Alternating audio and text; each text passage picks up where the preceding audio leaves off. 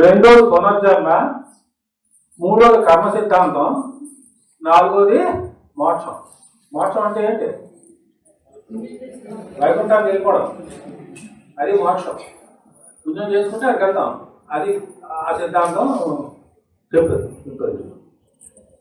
అందులో ఇది దీనికి పునాది అంటాం కదా, ఈ సనాతన సిద్ధాంతానికి ఇది పునాది, 4 పునాది కింద నడుస్తుంది. దీనికి ఈ మనుధర్మ శాస్త్రం అన్నది మన భారతదేశంలో రాకముందే మన భారతదేశంలో కొన్ని గ్రంథాలు అవన్నీ మనకి బాగా ఎక్కువగా చెప్తూ ఉంటారు. వేదాలు పేరు విన్నారు కదా, వేదాలు ఏముందని పక్కన పెట్టండి, కానీ వేదం అనే పేరు విన్నారు కదా. ఈ వేదాలు అన్నది మన భారతదేశంలో, ప్రాచీన భారతదేశంలో మొట్టమొదటిగా రాసినటువంటి గ్రంథాలు ఇవి. ఈ వేదాల కాలం ఏంటంటే క్రీస్తు పూర్వం 1500 నుంచి క్రీస్తు పూర్వం 500 సంవత్సరాల మధ్యలో రాశారు. అది ఆ 1000 ఏళ్ల కాలంలోనూ వేదాలు 4 వేదాలు రాశారు. ఋగ్వేదం, యజుర్వేదం, సామవేదం, అథర్వవేదం, 4 వేదాలు రాశారు 1000 సంవత్సరాల కాలంలో. అంటే ఇప్పుడు ఎన్నాళ్ళైంది వేదాలు రాసి? ఇప్పుడు 2025, అంటే 2000 అనుకోండి. ఇది 2000, క్రీస్తు శకం 2000, క్రీస్తు పూర్వం 1500 రాశారు. అంటే ఎన్నాళ్ళ క్రితం ఇది? 3500 సంవత్సరాల క్రితం మొదలెట్టి 1000 సంవత్సరాలు రాశారు. అంటే 2500 సంవత్సరాలు, అంటే 1000 సంవత్సరాల పాటు వేదాలు. ముందు ఇది లిఖితపూర్వకంగా లేదు, నోటి మాట ద్వారా చెప్పుకుని తర్వాత దీన్ని గ్రంథస్థం చేశారు.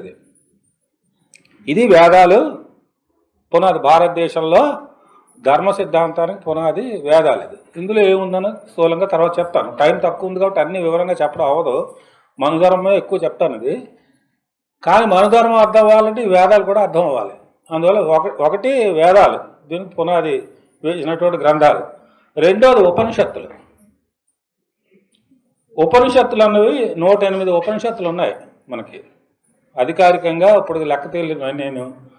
ఇది క్రీస్తు పూర్వం 800 నుంచి క్రీస్తు శకం 300 దాకా రాశారు. అంటే ఇదో 11 సంవత్సరాలు ఉపనిషత్తులు రాశారు. అలాగే దాని తర్వాత ఇతిహాసాలు రాశారు. ఇతిహాసాలు అంటే మనకు తెలుసును, భారతం, రామాయణం ఇవి ఉన్నారు కదా, రామాయణాలు, భారతాలు తెలుసు మనకి. వీటిని ఇతిహాసాలు అంటారు.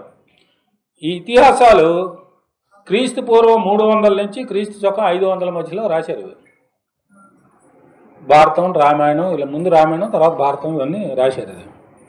అలాగే పురాణాలు. పురాణం కూడా వింటాం, పేరు విని ఉంటాం. పురాణాలు పురాణం అంటే కృష్ణ పురాణం, విష్ణు పురాణం, నారద పురాణం, పద్మ పురాణం, ఇలాంటి పురాణాలు ఉన్నాయి. ఇందులో ప్రధానమైనటువంటి పురాణాలు 18 పురాణాలు ఉన్నాయి. ఈ 18 పురాణాలు కూడా క్రీస్తు పూర్వం 300 నుంచి క్రీస్తు శకం 300 దాకా రాశారు. ఈ మధ్యకాలంలో రాశారు అది ఈ పురాణాలు. తర్వాత ఈ మనుధర్మం అన్నది ఇప్పుడు మనం ఏదైతే ప్రధానమైనటువంటి క్లాసు అంశం ఉందో ఆ మనుధర్మం అన్నది క్రీస్తు పూర్వం 200 నుంచి క్రీస్తు శకం 200 మధ్యలో రాశారు. అంటే 400 సంవత్సరాల కాలంలో ఇది రాశారు. 400 సంవత్సరాల కాలంలో రాయడం అంటే ఒకడు రాసి ఉంటాడు కదా గ్యారంటీగాను. ఎంత బతికినా 100 ఏళ్ళు బతుకుంటాడు, 150 ఏళ్ళు బతుకుంటాడు, అంతకంటే ఎవడు బతుకుంటాడు కదా. అందువల్ల 400 సంవత్సరాలు రాశారంటే దీన్ని ఒకళ్ళు రాయలేదు, ఎవడో ఒకడు మొదలెట్టాడు. మను అన్న ఆయన మొదలెట్టాడని చెప్తారు దీన్ని. అందువల్ల ఆ సిద్ధాంతం వచ్చిందని. దాని తర్వాత క్రమేణా కొద్దిగా అలా దాన్ని విస్తరించుకుంటూ మిగిలిన వాళ్ళు జత చేసుకుంటూ సిద్ధాంతాన్ని ముందుకి తీసుకెళ్ళారు. ఇది ఈ మనుధర్మానికి ముందు భారతదేశంలో జరిగింది. మన భారతదేశంలో అన్నిటికంటే అందరూ విశ్వసించేది, దాదాపు ఇక్కడ మన వాళ్ళతో, ఇక్కడ ఉన్న వాళ్ళతో సహా ఎక్కడైనా ఒకళ్ళిద్దరు ఏమో మినహాయింపు ఏమో కానీ అత్యధిక మంది విశ్వసించే సిద్ధాంతం ఏంటంటే కర్మ సిద్ధాంతం. కర్మ సిద్ధాంతం అది మనుధర్మానికి పునాది. అది కర్మ సిద్ధాంతం. ఈ కర్మ సిద్ధాంతం ఏం చెప్తుందంటే భగవద్గీతలో శ్రీకృష్ణుడు అర్జునుడికి బోధిస్తాడు. ఇదే ఏంటి బోధిస్తాడు? చిన్న శ్లోకం ఒకటి ఉంది దానికి. ఏమిటి దాని అర్థం అంటే కర్మ చేయడమే నీ బాధ్యత, ఫలితాన్ని ఆశించకను అంటాడు. ఫలితాన్ని నాకు వదిలే అంటాడు శ్రీకృష్ణుడు. అర్జునుడు యుద్ధం చేయరంటాడు. అమ్మో ఇంతమంది అన్నదమ్ములు కౌరవులతో యుద్ధం కదా, అన్నదమ్ములు బంధువులు అందరూ వీళ్ళతో యుద్ధం చేయడం అంటారు, చెయ్యాలి అంటాడు. చెయ్యడమే నీ డ్యూటీ, అదే నీ కర్మ. ఫలితాలు నువ్వు ఆశించుకు వెళ్ళిపోవటం నాకు వదిలే, నేను చూసుకుంటానంటాడు. దాన్నే కర్మణ్యే వ్యాధికారస్తే మా ఫలేషు కదారచ అన్నాడు. అది శ్లోకం. దాని అర్థం ఏమిటంటే నీకు కర్మ చేయడంలోనే హక్కు ఉంది, ఫలితాలపై మాత్రం ఆశ పెట్టుకోకు. కర్మఫలమే నువ్వు ఆశించకేమేను, అది నేను చూసుకుంటానని చెప్తాడు. ఇది కర్మ సిద్ధాంతం. ఇది మన అందరం ఏదో రూపంలో దీన్ని నమ్మడమో పాటించడమో దీంతో తృప్తి చెందడం ఏదో ఒకటి చేస్తాం. అర్జునుడు ఏం చెప్పాడు? పని చేయడమే నీ డ్యూటీ. అర్జునుడు డ్యూటీ అదే కదా, ఫలితం ఆశించక దాని నుంచి అది నేను చూసుకుంటానంటాడు శ్రీకృష్ణుడు. అది కర్మ సిద్ధాంతం. మనం ఇప్పుడు ప్రస్తుతం ఉన్నటువంటి జీవితంలో వెళ్ళామనుకోండి, ఆ కర్మ సిద్ధాంతాన్ని ఆనందించుకుని మనకి చాలామందికి ఇక్కడ ఉన్న వాళ్ళందరికీ ఎక్కువ మందికి ఎక్కువ కష్టాలు ఉన్నాయి, కొంతమంది తక్కువ కష్టాలు ఉన్నాయి. కష్టాలు లేని వాళ్ళంటే ఎవరు లేవు. మరి కష్టాలు ఎందుకు వచ్చాయంటే కర్మ సిద్ధాంతం. నువ్వు చెయ్యి, నీ పని నువ్వు చెయ్యి. నువ్వు కష్టమో సుఖమో నీకు మరుజన్మలో ఎలా ఉంటావో నేను చూస్తానంటాడు. ఎవరు? పైన ఉన్న భగవంతుడు. అర్థమైందా? అందుకని ఆ కర్మ సిద్ధాంతం అన్నది మనకి దీనివల్ల ఏమవుతుందంటే అప్పటిదాకా యుద్ధం చేయనని భీష్మించి కూర్చున్నటువంటి అర్జునుడు యుద్ధం చేశాడు ఈ కర్మ సిద్ధాంతం వల్ల, శ్రీకృష్ణుడి బోధన వల్ల. అంటే మనిషి యొక్క మన పని ఏంటంటే పని చేయడం. కర్మ అంటే పని చేయడం, ఫలితం పైన వాడి మీద ఆధారపడి ఉంటుంది. ఎందుకంటే మనం అనుకున్నట్టుగా అన్ని సందర్భాల్లోనూ ఫలితం కూడా రాదు. ఇప్పుడు ఉదాహరణకి మనకి ఇక్కడ క్లాసుకి రావాలని ఇంటి దగ్గర బస్సు ఎక్కడానికి బయలుదేరావు అనుకో, నువ్వు అరగంట ముందు బయలుదేరినా గ్యారంటీగా ఆ టైంకి ఇక్కడికి వస్తావని ఏమీ నమ్మకం లేదు. ఎందుకంటే చాలా ఉన్నాయి, బస్సు దొరకాలి, బస్సు ఆగాలి నీ బస్ స్టాప్లోనే. ఈ మధ్యలో ఎక్కడైనా ట్రాఫిక్ జామ్ అయిపోతే ఇంకా లేట్ అయిపోవచ్చు, ఆ బస్సు పంచర్ అయిపోయింది అనుకోండి బస్సు ఆగిపోవచ్చు. అందుకని ఇవన్నీ చూసిన తర్వాత బస్సు ఎక్కడవే నా పని, టైంకి రావడం అనేది నా చేతిలో లేదు అన్నది అయితే ఉంటుంది. ఇది ఉద్యోగస్తులకి కార్మికులకి అందరూ, కార్మికులకి సంబంధించి వేతనాలు లేవు, సరైన ఉద్యోగ భద్రత లేదనుకోండి, ఇది మన కర్మ ఇంతే అనుకుంటాడు. ఇంతే తలరాత అంటాం కదా, మన ఇంతే తలరాత, మన కర్మ ఇంతే అనుకుంటాడు. అందువల్ల నువ్వు ఈ ఉద్యోగం నీ పని నిబద్ధతతో చేయి. అర్జునుడికి అదే చెప్తాడు శ్రీకృష్ణుడు, నువ్వు నిబద్ధతతో నీకున్న శక్తి మేరకు యుద్ధం చేయి, ఫలితం నాకు వదిలే అంటాడు. మనం కూడా ఉద్యోగస్తులు, కార్మికులు, కష్టజీవులు అందరూ కూడా నిబద్ధతతో మన కష్టపడి పని చేయాలి. మహిళలు కుటుంబాన్ని అలాగే పోషించాలి. కుటుంబంలో పని అంతా మహిళలే చేయాలి కదా. అమ్మో ఇంత కష్టమని అనుకోకూడదు, చెయ్యాలి. ఇది బాధ్యత, నీ కర్మ. ఇది కర్మ అంటే నీ బాధ్యత. మహిళ నువ్వు చెయ్యి, నువ్వు చేస్తే కర్మ సిద్ధాంతం ఏం చెప్తుందంటే ఇది మంచి జరుగుతుంది, తర్వాత నీకు మంచి జరుగుతుంది, ఫలితం నేను చూస్తానంటాడు. అందువల్ల ఆ రకంగా కుటుంబ బాధ్యతలు పుణ్యం కోసం అన్నది కాదు, ఒక కర్తవ్యంగా చూసుకుని పనిచేయడం అన్నది. అత్యధిక మంది మహిళలు ఈ కర్మ సిద్ధాంతం అది ఎలా ఉన్నా ఎక్కువ మంది మహిళలు బాధ్యతగానే చేస్తారు. అందువల్ల కుటుంబ బాధ్యతలు అందువల్ల ఇది కర్మ సిద్ధాంతం యొక్క సూత్రం. మనకి వేదాలని చెప్పాం కదా, అన్నిటికీ మూలం వేదాలని మన వాళ్ళు చెప్తుంటారు, అన్నీ వేదాల్లోనే ఉందనేది. వాస్తవంగా వేదాల్లో మనం హిందూ మతం కోసం ఎక్కువ మాట్లాడుతూ ఉంటాం కదా. అప్పుడు మనుధర్మం అంటే హిందూ మతానికి సంబంధించింది కదా, మిగిలిన మతాలకు సంబంధించింది కాదు మనుధర్మం అన్నది. క్రిస్టియన్ మతం, ఇస్లాం మతంలో మనుధర్మం అన్నది ఉండదు, హిందూ మతాన్ని. మన భారతదేశంలో ఇప్పుడు పరిపాలన చేస్తున్న వాళ్ళు హిందూత్వవాదులు కదా, వీళ్ళు హిందూ మతం అన్నీ ఇక్కడ భారతదేశంలో ఆ మతాన్ని అందరూ ఆచరించాలని కదా అడుగుతున్నారు. అందువల్ల దానికి సంబంధించి ఇప్పుడు ఎక్కువ చెప్పుకోవడం. ఈ వేదాలు 4 వేదాలు అన్నది మూలం భారతదేశ చరిత్రకు సంబంధించి. ఈ వేదాల్లో ఎక్కడ దేవుడి కోసం అలాగే హిందూ మతం కోసం ఎక్కడ చెప్పలేదు. పూజించారు. ఎవరిని పూజించారు? ప్రకృతి శక్తుల్ని పూజించారు, సూర్యుడిని పూజించారు. ఎందుకంటే వాళ్ళు సూర్యుడు ఎలా వస్తాడు, ఎందుకు వస్తున్నాడో తెలియదు, సూర్యోదయం ఎందుకు అవుతుందో వాళ్ళకి తెలియదు. భూమి గుండ్రంగా ఉంది, సూర్యుడు చుట్టూ మూవు తిరుగుతుంది, నవగ్రహాలు, ఇదేం తెలియనటువంటి రోజుల్లో పూజించారు.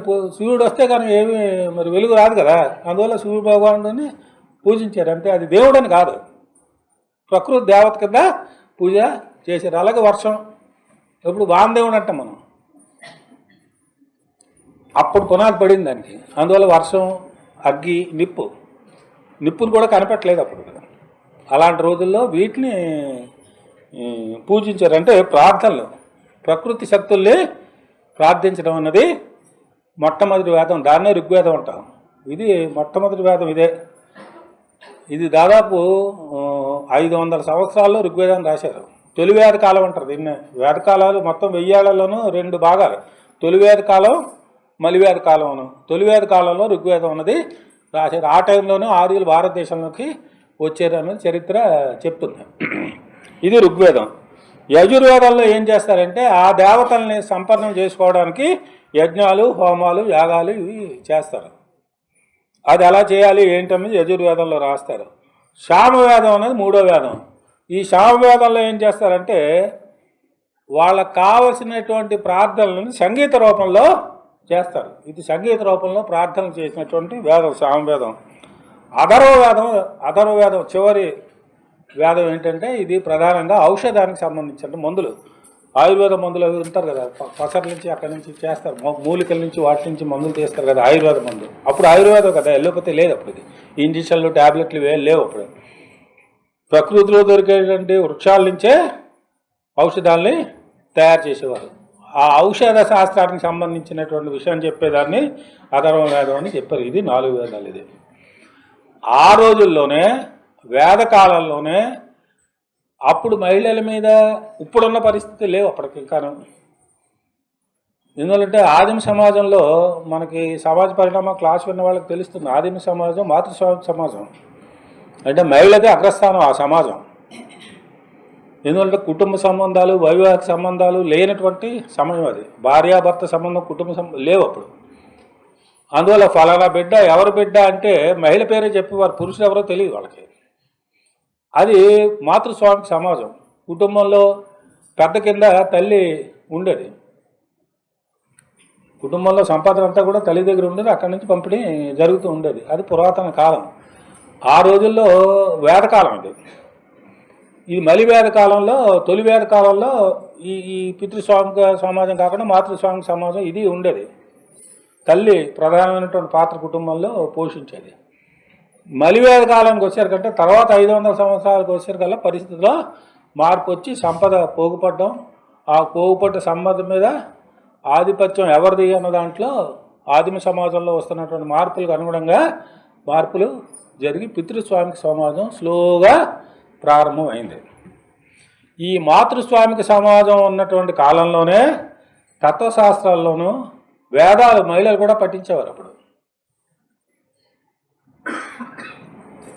ఆ టైంలోనే మంచి తత్వవేత్తలు కూడాను, మనకి మైత్రేయి అని పేరు పెట్టుకుంటుంటారు మన వాళ్ళు, బహుశా అక్కడి నుంచి వచ్చిందేమో మైత్రేయి అని గొప్ప తత్వవేత్త. ఆవిడ గార్గి వాచక్నేవి అని ఒక ఆవిడ. ఇలాంటి మంచి తత్వవేత్తలు ఉండి, తత్వం అంటే ఏంటి, ప్రకృతిని పరిశీలించేటువంటి సిద్ధాంతం అది తత్వశాస్త్రం అంటారు. ఆ పరిశీలన చేయడంలో వీళ్ళు బాగా, ఇలాంటి మహిళలు కొంతమంది చాలా మిగిలిన వాళ్ళకంటే కూడా బాగా ఈ శాస్త్రాన్ని అభివృద్ధి చేయడంలో మంచి పాత్ర పోషించారు. ఇది వేదాలకు సంబంధించినటువంటి అంశం. ఇతిహాసాలు ప్రధానంగా మనకి 2, ఒకటి రామాయణం, 2 మహాభారతం. మొట్టమొదటి రామాయణం. రామాయణాన్ని ఏ యుగం అంటాం మనం? త్రేతాయుగం. ఈ త్రేతాయుగం క్రీస్తు పూర్వం 1200 నుంచి క్రీస్తు పూర్వం 800 మధ్యలో జరిగిందనేది. అంటే వేదకాలంలోనే రామాయణం కూడా జరిగిందన్నది. దీన్ని రాసింది ఎవరు? రామాయణాన్ని వాల్మీకి. క్రీస్తు పూర్వం, నేను తప్పు చెప్పాను, క్రీస్తు పూర్వం 1500 నుంచి క్రీస్తు పూర్వం 100 మధ్యలో, అంటే వేదకాలంలోనే రామాయణం కూడా జరిగింది అన్నది చెప్తారు. అయితే వాల్మీకి రాసింది అప్పుడు కాదు, వాల్మీకి తర్వాత రాస్తాడు. ఇది ఎప్పుడు రాస్తాడు? వాల్మీకి ఒకటే కాదు, రామాయణం వాల్మీకి మొదలు పెడతాడు, తర్వాత కొంతమంది పూర్తి చేస్తారు దాన్ని. అయితే వాల్మీకి మొదలెట్టింది మాత్రం క్రీస్తు పూర్వం 500 నుంచి క్రీస్తు శకం 100 మధ్యలో. అది ఆ రామాయణం రాసినటువంటి కాలం. అదే 500-600 సంవత్సరాల కాలంలోనూ రామాయణం రాశారు. 1000 ఏళ్ళ ముందు జరిగినటువంటి రామాయణాన్ని అప్పుడు గ్రంథస్థం చేశారు. తర్వాత మహాభారతాన్ని ఏ యుగం అంటాం? ద్వాపర యుగం అని చెప్తాం. ఈ ద్వాపర యుగం క్రీస్తుపూర్వం 1200 నుంచి క్రీస్తుపూర్వం 800 దాకా, అంటే 400 సంవత్సరాలు. దీన్ని రాసింది ఎవరు? మహాభారతాన్ని వ్యాస మహర్షి రాశాడు. ఇది క్రీస్తుపూర్వం 400 నుంచి క్రీస్తు శకం 400 దాకా, మధ్యలో 800 సంవత్సరాల కాలంలో దీన్ని రాశారు. ఈ మహాభారతానికి ఒక ప్రత్యేకత ఉంది. ఏంటంటే ఇది 1,00,000 శ్లోకాలు ఉన్నాయి ఇందులో. ఇది ప్రపంచంలోనే అతిపెద్ద ఇతిహాసం. ఇది ఇంత పెద్ద గ్రంథం కూడా లేదు. అంత పెద్ద గ్రంథం. అందులో మనకు రామాయణాలు మహాభారతాల్లోనూ వస్తే వాళ్ళందరూ దేవతల కింద మనం పూజిస్తాం, కానీ అవేమీ ఆచరించలేము. ఇప్పుడు ఆ కాలంలో చెల్లుబాటు అయింది. ద్రౌపదికి 5 భర్తలు. ఇప్పుడు ఏదైనా మహిళకి 5 భర్తలు ఉండి ఏం చేస్తారు? సమాజం ఆమోదిస్తుందండి?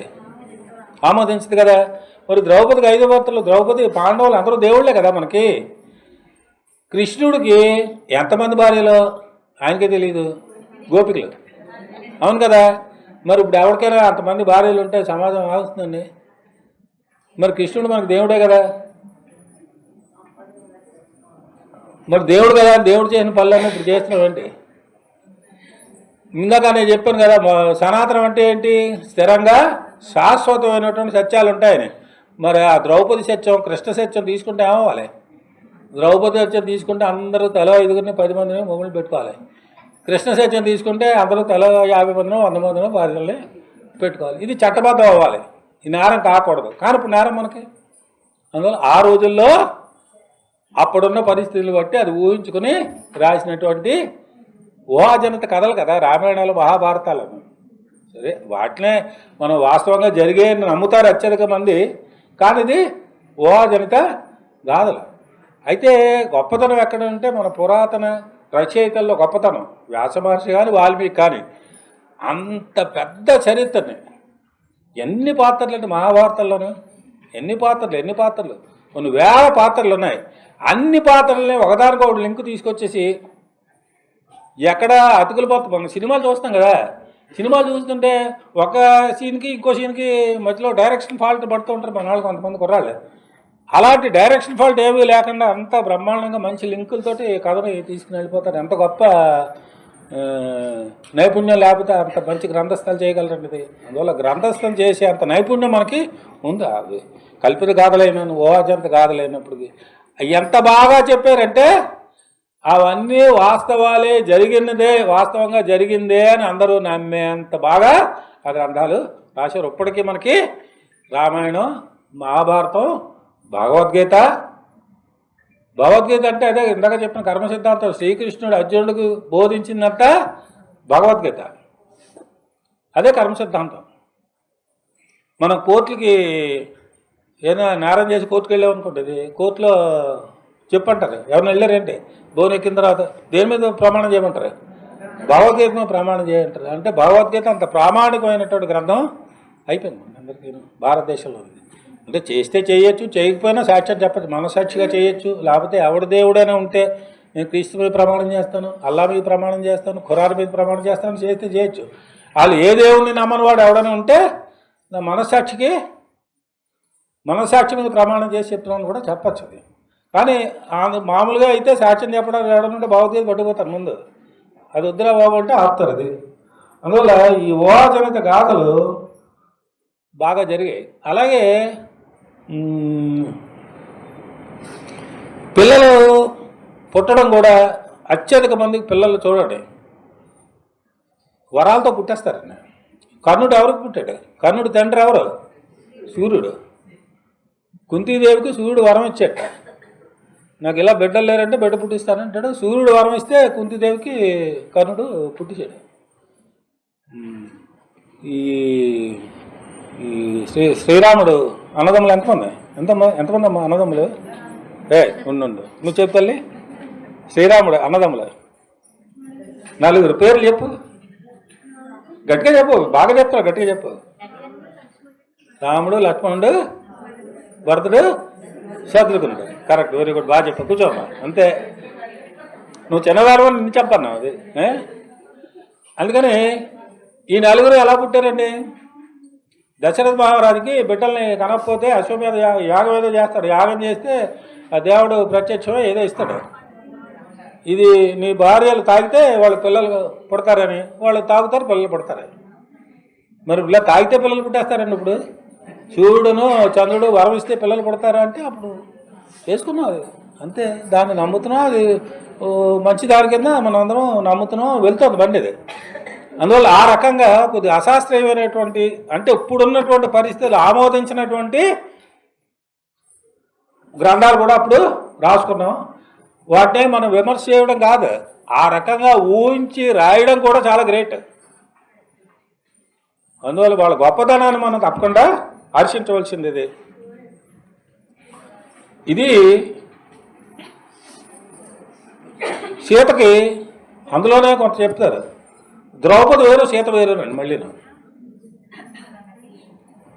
సీత టైంకి వచ్చేసరికి ఒకటే పతి, రాముడికి ఒకటే పత్రి.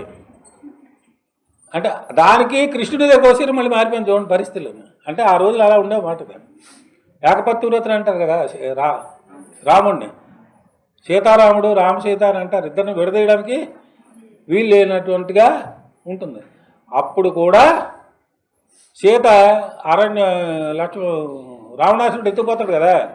ఎత్తిపోయిన తర్వాత సీత తిరిగి వచ్చిన తర్వాత రాముడు ఏం చేస్తాడు? సీతని నీ శీలాన్ని పరీక్షించుకుంటాడు.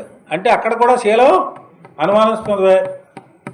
తర్వాత దాని వ్యాఖ్యానం ఇచ్చారనుకోండి. ఇది ఏంటి వ్యాఖ్యానం ఇచ్చారు?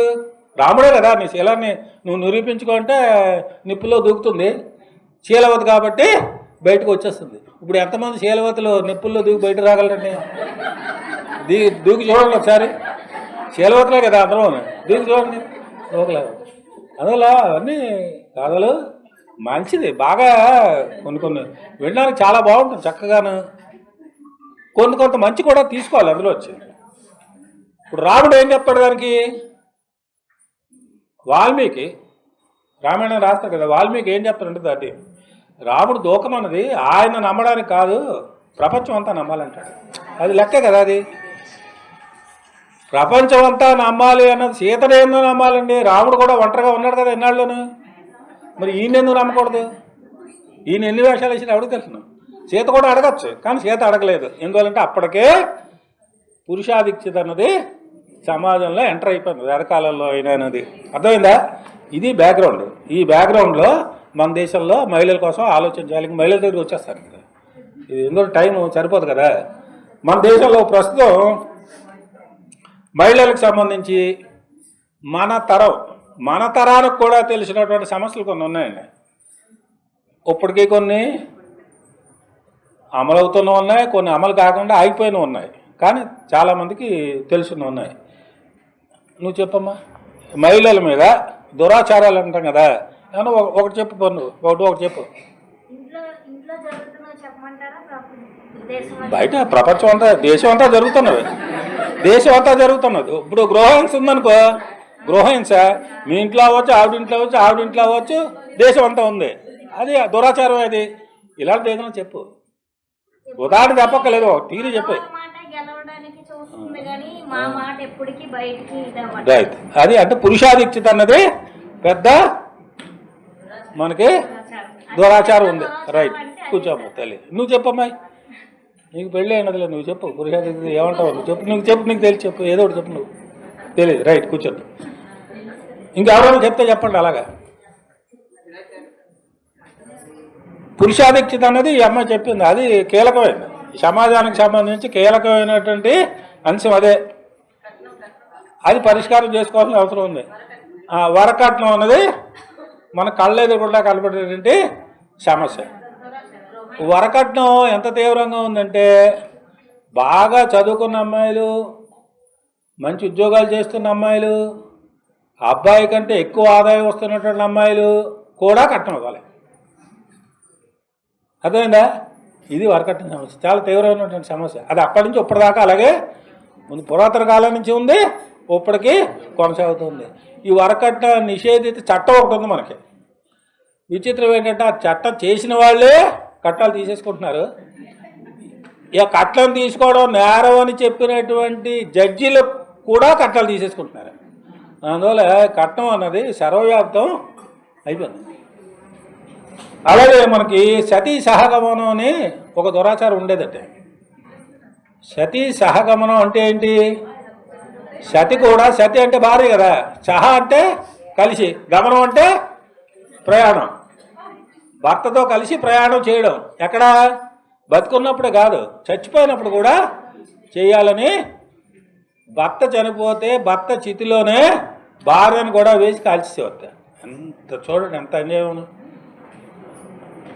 అంటే బతుకున్న వాళ్ళని చంపేయడం కదా, బతుకున్న వాళ్ళని భర్తతో పాటు కాల్చేసేవారు. చాలా అదృష్టం మనం ఇప్పుడు పుట్టాం. మీరు అందరూ అప్పుడు కానీ పుట్టుంటే ఇక్కడ పుట్టడం కాదు, ఇప్పుడు కూడా కొన్ని అక్కడక్కడ మనకి పేపర్లు వస్తుంటే రాజస్థాన్ రాష్ట్రాల్లో ఇప్పటికీ కొన్ని మారుమూల గ్రామాల్లో ఈ దురాచారం ఉందండి. భర్త చచ్చిపోతే భార్యని చితిలో వేసి చంపేస్తారు. ఇప్పటికేను ఇది నిషేధం విధించింది బ్రిటిష్ ప్రభుత్వం సతీ సహగమనాన్ని, అయినా ఇప్పటికీ అది జరుగుతూనే ఉంటుంది. అందువల్ల సతీ సహగమనం, వరకట్నం, లైంగిక వేధింపులు, మహిళల మీద అత్యాచారాలు, అలాగే ఇప్పటికీ కొన్ని చోట్ల అమల్లో ఉన్నటువంటి ఇంకో ఆచారం ఉంటుందండి, బలంగానే ఉంది. బహిష్టు సమయంలో ఆడవాళ్ళు కొన్ని ఇళ్లలో లోపలికి రానివ్వరండి, ముట్టుకొనివ్వరు. ముట్టు అంటారు దాన్ని.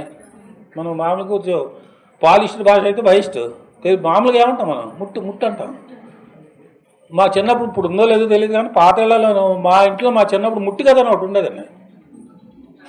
మాకు జ్ఞానం తెలియని టైంలో మా అక్కలు అక్కడ పోయి కూర్చుంటూ ఉండేవారు. ఎందుకురా కూర్చున్నారు మాకు తెలియదు. వెళ్ళకలేవారు వాళ్ళు రాకూడదు, మనం వెళ్ళకూడదు, ముట్టుకోకూడదు. ముట్టుట ఆ 3 రోజులు ముట్టు. అదేదో అశుద్ధట. ఏం అశుద్ధని? ఇది ప్రకృతిలో సహజసిద్ధంగా జరిగేది, అంతే కదా. ఆ ముట్టని అనేవారు. ఇప్పుడు మరి చేస్తున్నారేమో కొంతమంది. నేను ఆ మధ్యన చేసినారండి. మా మా ఫ్రెండ్ ఒక ఆయన, బ్యాంక్ మేనేజర్ ఒక ఆయన ఉన్నాడు. వాళ్ళ ఇంటికి వెళ్ళాను ఒకసారి. ఇంటికి వెళ్తే వంట చేస్తున్నాడు. ఇదే రా బాబు, ఆవిడ ఉంది, ఆవిడ మూలలో కూర్చుంది. ఏదో మాట్లాడుకుంటుంటే నేను ఏదో ఆవిడ దగ్గరికి వెళ్ళకపోతుంటే వెళ్ళకెళ్ళకెళ్ళకెళ్ళన్నాడు. ఏట్రా అంటే బయట ఉన్నాను. మాట్లాడా ఉన్నాయి. బ్యాంక్ మేనేజర్ భార్య వంట చేయదండి. మూడు రోజులు మూలే కూర్చోవడం అంటే ఇది సనాతనం అండి. సనాతనమే కదా ఇది సనాతనం. అంటే అప్పటి నుంచి ఇప్పటిదాకా మార్కండం ఉంది, అదే కదా మార్కండం ఉన్నదాన్ని సనాతనం అంటాం. అలాగే ఈ వితంతువులు ఉంటారు కదా, వితంతువులు వీడియో అంటాం కదా మనం. ఈ వితంతువులకు పర్యాయం అండి. వితంతువులు బొట్టు పెట్టుకోకూడదు, గాజులు వేసుకోకూడదు, గుండు కొట్టించుకోవాలి, తెల్లబట్టలు వేసుకోవాలి, చప్పటి తిండి తినాలి. ఇలాంటి ఆచారాలన్నీ ఉన్నాయండి. ఇప్పుడు కొన్ని తెల్లబొట్లు, గుండు ఇవన్నీ పోయే కానీ బొట్టు పెట్టుకుంటారు ఇప్పుడు కూడా. కానీ ఆ బొట్టు దగ్గర కూడా ఇంకా కొన్ని ఉన్నాయండి. ఏంటది? ఎవరింటికైనా వెళ్తే హిందువులకి ఇంటి దగ్గర నుంచి తిరిగి మనం బయటకు వచ్చేస్తున్నప్పుడు బొట్టు పెడతారు. బొట్టు పెట్టి వాళ్ళకి ఎవరు ఉంటే జాకెట్ గుడ్డో పండుగ గుండో ఇస్తారు, లేదు లేకపోతే బొట్టేనే పెడతారు. ఆ బొట్టు పెట్టే అర్హత ఎవరికి ఉంటుందంటే మొత్తం ఉంటుంది. ఈ బొట్టు పెట్టే ఆవిడ మళ్ళీ భర్త చనిపోయాడు అనుకోండి, బొట్టు పెట్టే అర్హత ఉన్నది ఇవిడికి. అప్పుడు ఏం చేస్తుంది? పక్క వాళ్ళు ఎవరికో ఇస్తుంది కుంకుమని, నువ్వు పెట్టేది. బొట్టు పెట్టించుకునే అర్హత ఎవరికంటే భర్త ఉన్న వాళ్ళకే అర్హత ఉంటుంది. లేకపోతే నీకు తెలియకుండా కొంతమంది బొట్టు ఉంటుంది. ఇప్పుడు ఎక్కువ మంది బొట్టు పెట్టుకుంటున్నారు పిల్లలు, కొత్త వాళ్ళు కూడా. నువ్వు భర్త చనిపోయిన బొట్టు తీయటం లేదు, వాళ్ళే వద్దని చెప్పేస్తారండి. వద్దు లేదు. అందువల్ల ఇదే ఆచారం అని మరి వితంతువుల ఆచారం, అలాగే బహిష్టు సమయంలో ఆచారాలు ఇవన్నీ ఉన్నాయి. ఇలాంటి ఆచారాలు మనకి చాలా ఉన్నాయండి. ఇంకా అది గృహహింస, ఈ అమ్మాయి చెప్పిన పురుషాధిక్యతే కాదు, గృహహింస కూడాను. పిల్లలు పుట్టకపోతే మహిళలు నిందిస్తారండి అత్తవారింట్లోనే. మొగాడు నిందిస్తాడు, లోపల వీడి తేవచ్చు. పిల్లలు పుట్టకపోతే గొడ్రాలని ఆవిడకు ముద్ర వేసి మళ్ళీ పెళ్లి చేసుకుని ఉంటాడు. అది ఇలాంటివి కూడా చరిత్రలో ఉన్నాయండి మనకి. ఉదాహరణకి మనకి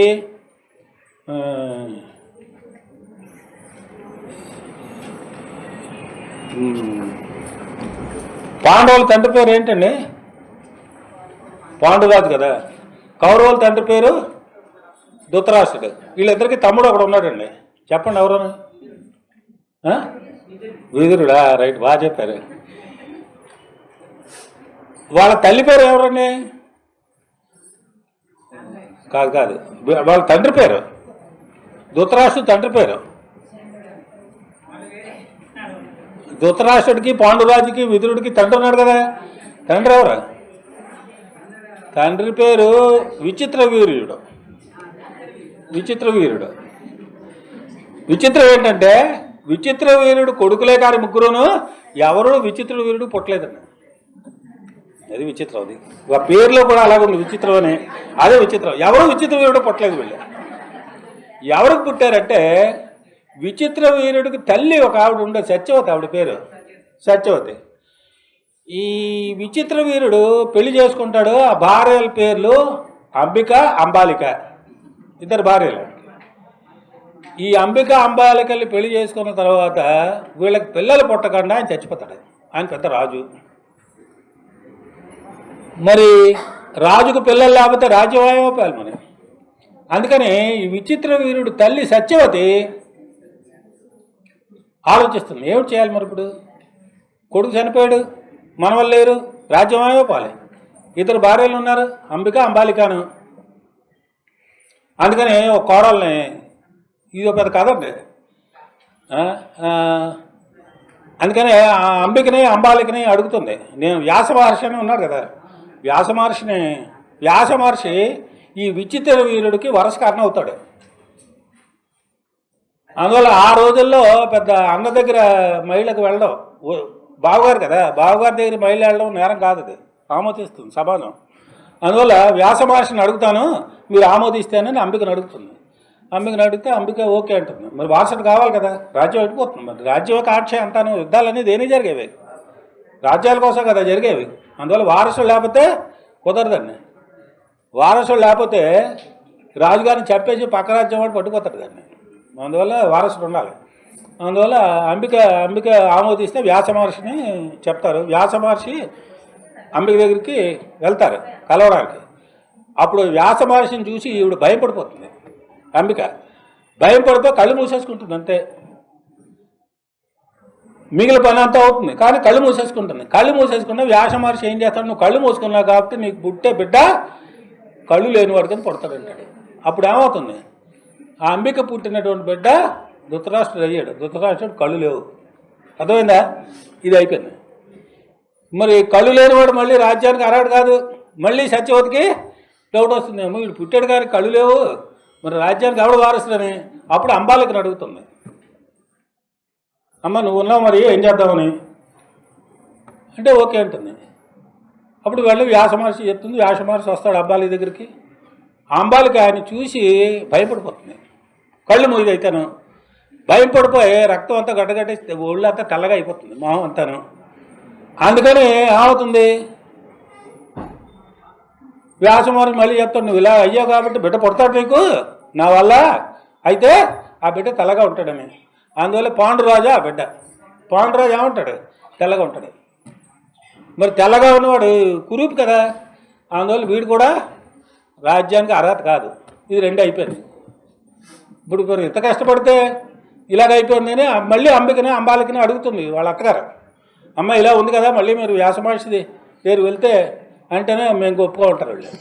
వాళ్ళిద్దరూ ఒప్పుకోరు. ఇంకా ఒప్పుకోకపోతే అప్పుడు ఈ సత్యవతి ఏం చేస్తుందంటే, ఆవిడ దగ్గర దాసి ఒక ఆవిడ ఉంటుంది.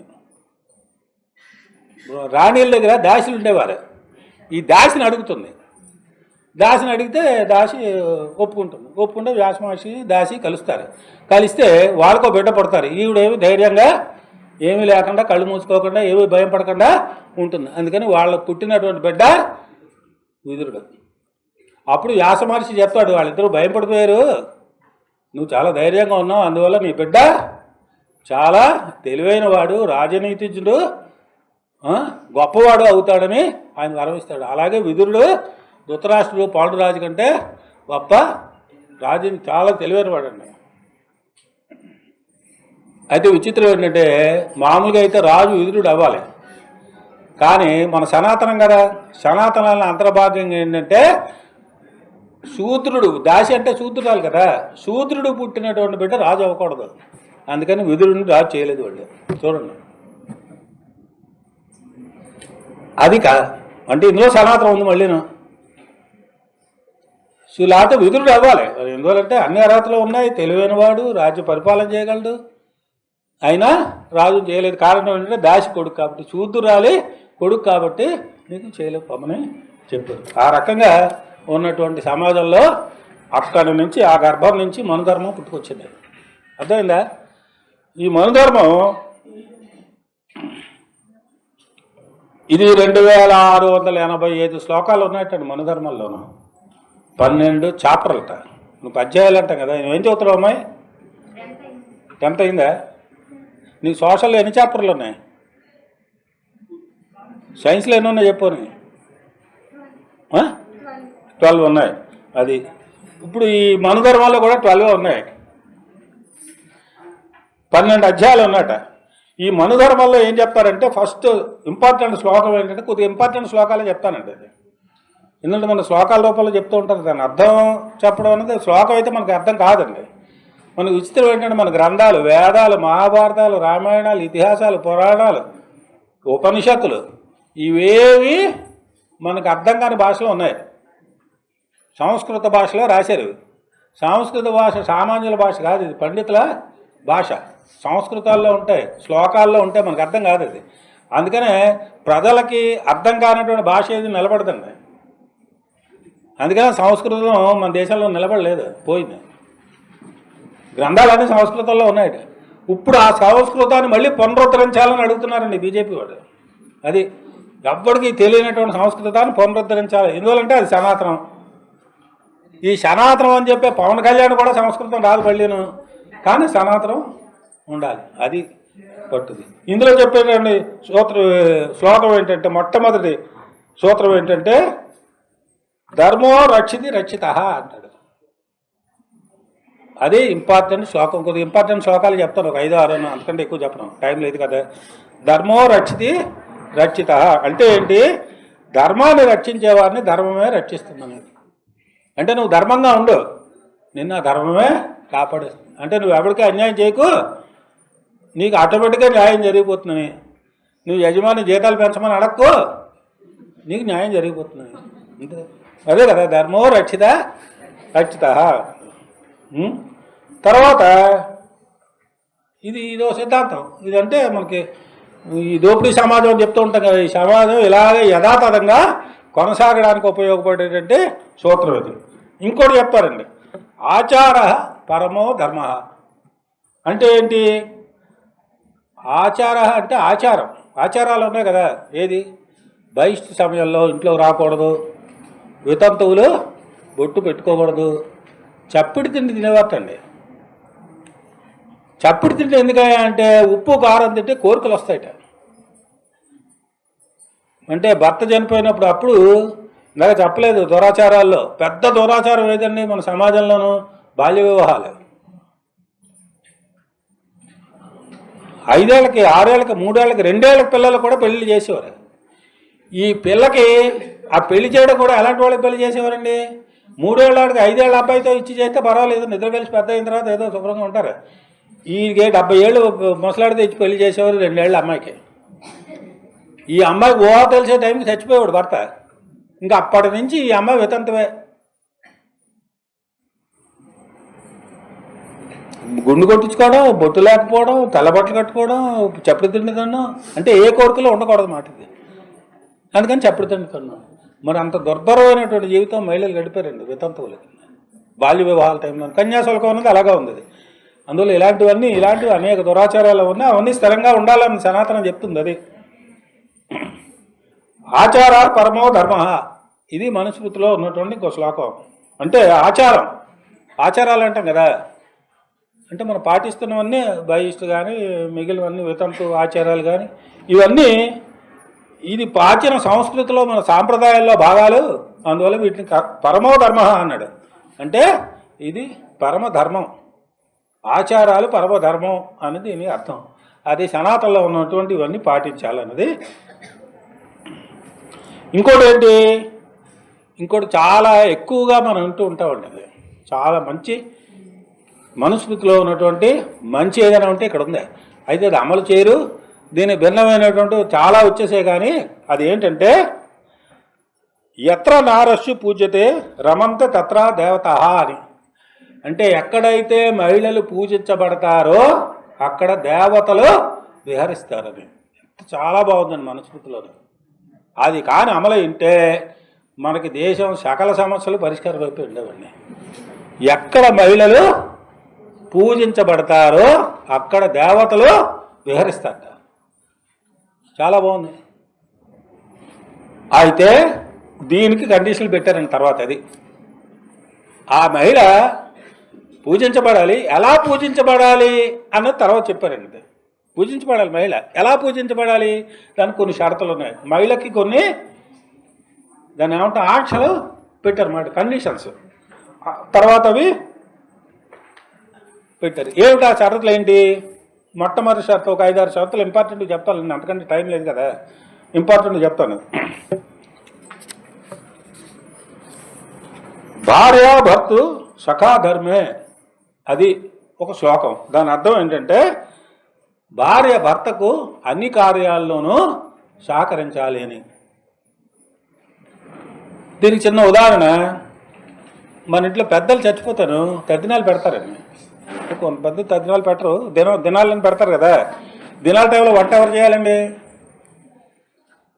వంట ఎవరు చేస్తారు తెలుసునండి?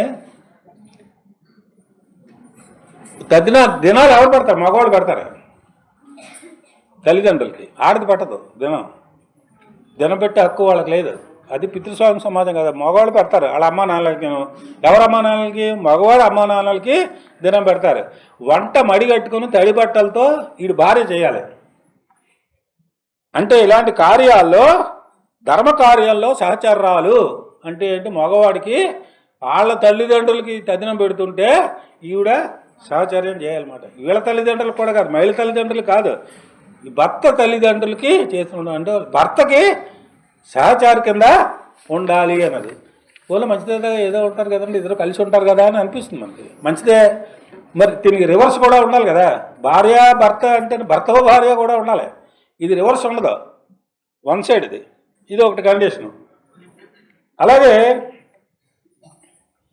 మనకి మహిళ ఎలా ఉండాలంటారు అంటే, మహిళ పితారక్షిది కౌమార్యే భర్తారక్షిది యౌవనే. అంటే ఏంటి? పుత్రారక్షిది వార్ధక్యే నా స్త్రీ స్వతంత్రం అర్హతి అన్నాడండి. చాలా ఇంపార్టెంట్ శ్లోకం మనుస్మృతి మొత్తం మీద. మొత్తం మహిళ యొక్క స్థానం అంతా ఈ శ్లోకంలో ఉంటుందండి. ఏది మళ్ళీ చదువుతాను. పితారక్షితి కౌమార్యే అంటే ఏంటి? చిన్న వయసులో, కౌమారి అంటే చిన్న వయసు, చిన్న వయసులో తండ్రి, పితారక్షితి అంటే తండ్రి సంరక్షణలో ఉండాలి మహిళ. భర్తారక్షితి యౌవనే అంటే యౌవనాల్లో భర్త సంరక్షణలో ఉండాలి. పుత్రారక్షితి వార్ధక్యే అంటే ముసలితనంలో కొడుకు మీద ఆధారపడి ఉండాలి. నా స్త్రీ స్వతంత్రమర్హతి, ఏ మహిళకి స్వతంత్రంగా జీవించే హక్కు లేదు అని ఉంది. సరిపోయింది. దీంతో సరిపెట్టేశారండి మనుస్మృతిని. అంతే మన ధర్మం. ఇప్పుడు మనం పాటించే దాంట్లో ఇదే కీలకమైనటువంటి అంశం. ఇది కూడా వింటూ ఉంటాం మనం. నా స్త్రీ స్వతంత్రమర్హతి, ఇది మన ధర్మంలో శ్లోకం 9 అధ్యాయాలలో 3వ శ్లోకం కింద చెప్తారండి. కుమారుడుగా ఉన్నప్పుడు తండ్రి, యౌవనంలో భర్త, వృద్ధాప్యంలో కుమారుడు. మహిళ జీవితాంతా ఎవరో రక్షణలో ఉండాలి, ఆమెకు స్వాతంత్రం ఉండదు. ఇది నువ్వు చెప్పినటువంటి పితృస్వామిక సమాజం. ఇది ఆ సనాతనమైనటువంటి భావాలు ఎంతగా బలపడిపోయి అంటే, మనం భర్త యొక్క ఆధిపత్యాన్ని కూడా ఎంతలా మన సమాజం జీర్ణించిపోయిందంటే, భర్త కొట్టిన మహిళలు చాలామంది చెప్పరండి. ఒకవేళ తెలిసి అడిగితే పోలండి మా ఆయనే కదా నన్ను కొట్టాడండి. వాళ్ళైనా కొట్టేట వాళ్ళైనా కొట్ట ఇంకో ఆయన కొట్టే ఊరుకుంటావు నువ్వు. మా ఆయనే కదండి కొట్టాడు, ఎవరు కొడుతుంది? నన్ను కొట్టకపోతే ఎవరు కొడుతుందంటే అంటే దాన్ని కూడా జీర్ణించుకునే అంత వెళ్ళిపోయాడు మన సమాజమే వెళ్ళిపోయింది. అయినా సమాజం కూడా జీర్ణించుకోలేనంత దురాచారాలు ఇంకా కొన్ని ఉన్నాయి. అంత జీర్ణించేసుకున్నాను. ఇప్పుడు ఇంట్లో పని మనకి మహిళకి మగవాళ్ళకి ఆడవాళ్ళకి తేడా ఎక్కడ మొదలవుతుంది తెలిసిన అండి? ఎక్కడో సమాజంలో బయట ఎవడో కాదు, మీ ఇంట్లో వివక్షత మీ ఇంట్లో నుంచే మొదలవుతుంది. నీకు ఎంత పిల్లలు? అది బాబు పాప కదా, ఎంత వయసులో? ఏ సెకండ్ ఇయర్? నువ్వెంతన్నావు? నీకు ఈ అమ్మాయి బాల్య వివాహం అయిపోయింది. బాల్య వివాహం చెప్తాను కదా, నువ్వే చదువుతున్నావు అనుకుంటే ఇంటర్మీడియట్ కొడుకు బాల్య వివాహం తెలుస్తున్నారులే. పాపకి మీ అమ్మాయా? నువ్వు చెల్లేవా అనుకున్నా, నేను కలిసి వచ్చిన. ఓకే రైట్, 10th క్లాస్ కదమ్మా, రైట్. అంటే మీ ఇంట్లో చేస్తున్నారు లేదో నాకు తెలియదు, కానీ సాధారణంగా ఆ వయసులో ఉన్నటువంటి వాళ్ళు ఇద్దరు కలిపి అన్నం తిన్నారు అనుకోండి, కంచాలు ఎవరు తీస్తారండి? తీస్తారు కదా. ఒకవేళ మగవాడు తీసాడు అనుకోండి, నీకే మీరు అక్కడ పెట్టావు, చెల్లి తీస్తుందిలే అంటాం కదా. మరి నువ్వు అనకపోవచ్చు, మంచిదానివి, అనకూడదు. నువ్వు కూడా అలాగా అనుకో, మీ అన్నతో చేయించి పనులు. మగవాళ్ళు కూడా చెప్తాను, మగవాళ్ళు చెప్తారు ఎక్కువ, కానీ అంటావు సాధారణంగా ఇంట్లోనే. కంచాలు తీసే గిన్నెలు కడుగుని చెప్తారు, కంచాలు కడుగు వచ్చాయంటారు. మగవాడికి చెప్పరండి, అమ్మాయికి చెప్తారు. అంటే ఇంట్లో పనులు మహిళలే చేయాలి అని మన చిన్నప్పటి నుంచి వాడికి మగవాడికి పుట్టుకు దగ్గర నుంచి ఆడు జ్ఞానం వచ్చినప్పటి నుంచి చిన్న అప్పర్ హ్యాండ్ వాడికి కనపడుతూ ఉంటుంది కుటుంబంలోనే. అది పెద్ద అయిన తర్వాత కూడా కనపడుతుంది సహజంగానేది. అందువల్ల దీన్ని సమానత్వం అనేది కుటుంబంలోనే మొదలవ్వాలండి, కుటుంబంలోనే ప్రారంభించాలి. ఈ సమాజంలోనూ దురాచారంగా ఉండిపోయింది కదా. ఏ మూడునో తిట్టుకుంటే ఉపయోగం అవుతుంది. ధరలు పెరిగిపోతే మోడీని తిట్టుకోవచ్చు, కానీ ప్రతిదానికి మోడీని తిట్టేసుకోవడమే. సమాజంలో ఉన్నటువంటి దుర్లక్షణాలు కూడా కొద్దిగా తెలుసుకోవాలి కదా మనం. ఇదే దురాచారం కింద ఉండిపోయింది. ఇది కుటుంబాల నుంచి ప్రారంభం అవ్వాలి. అలాగే ఈ నా స్త్రీ స్వతంత్రం అర్హతి అని చెప్పాం కదా, దానికి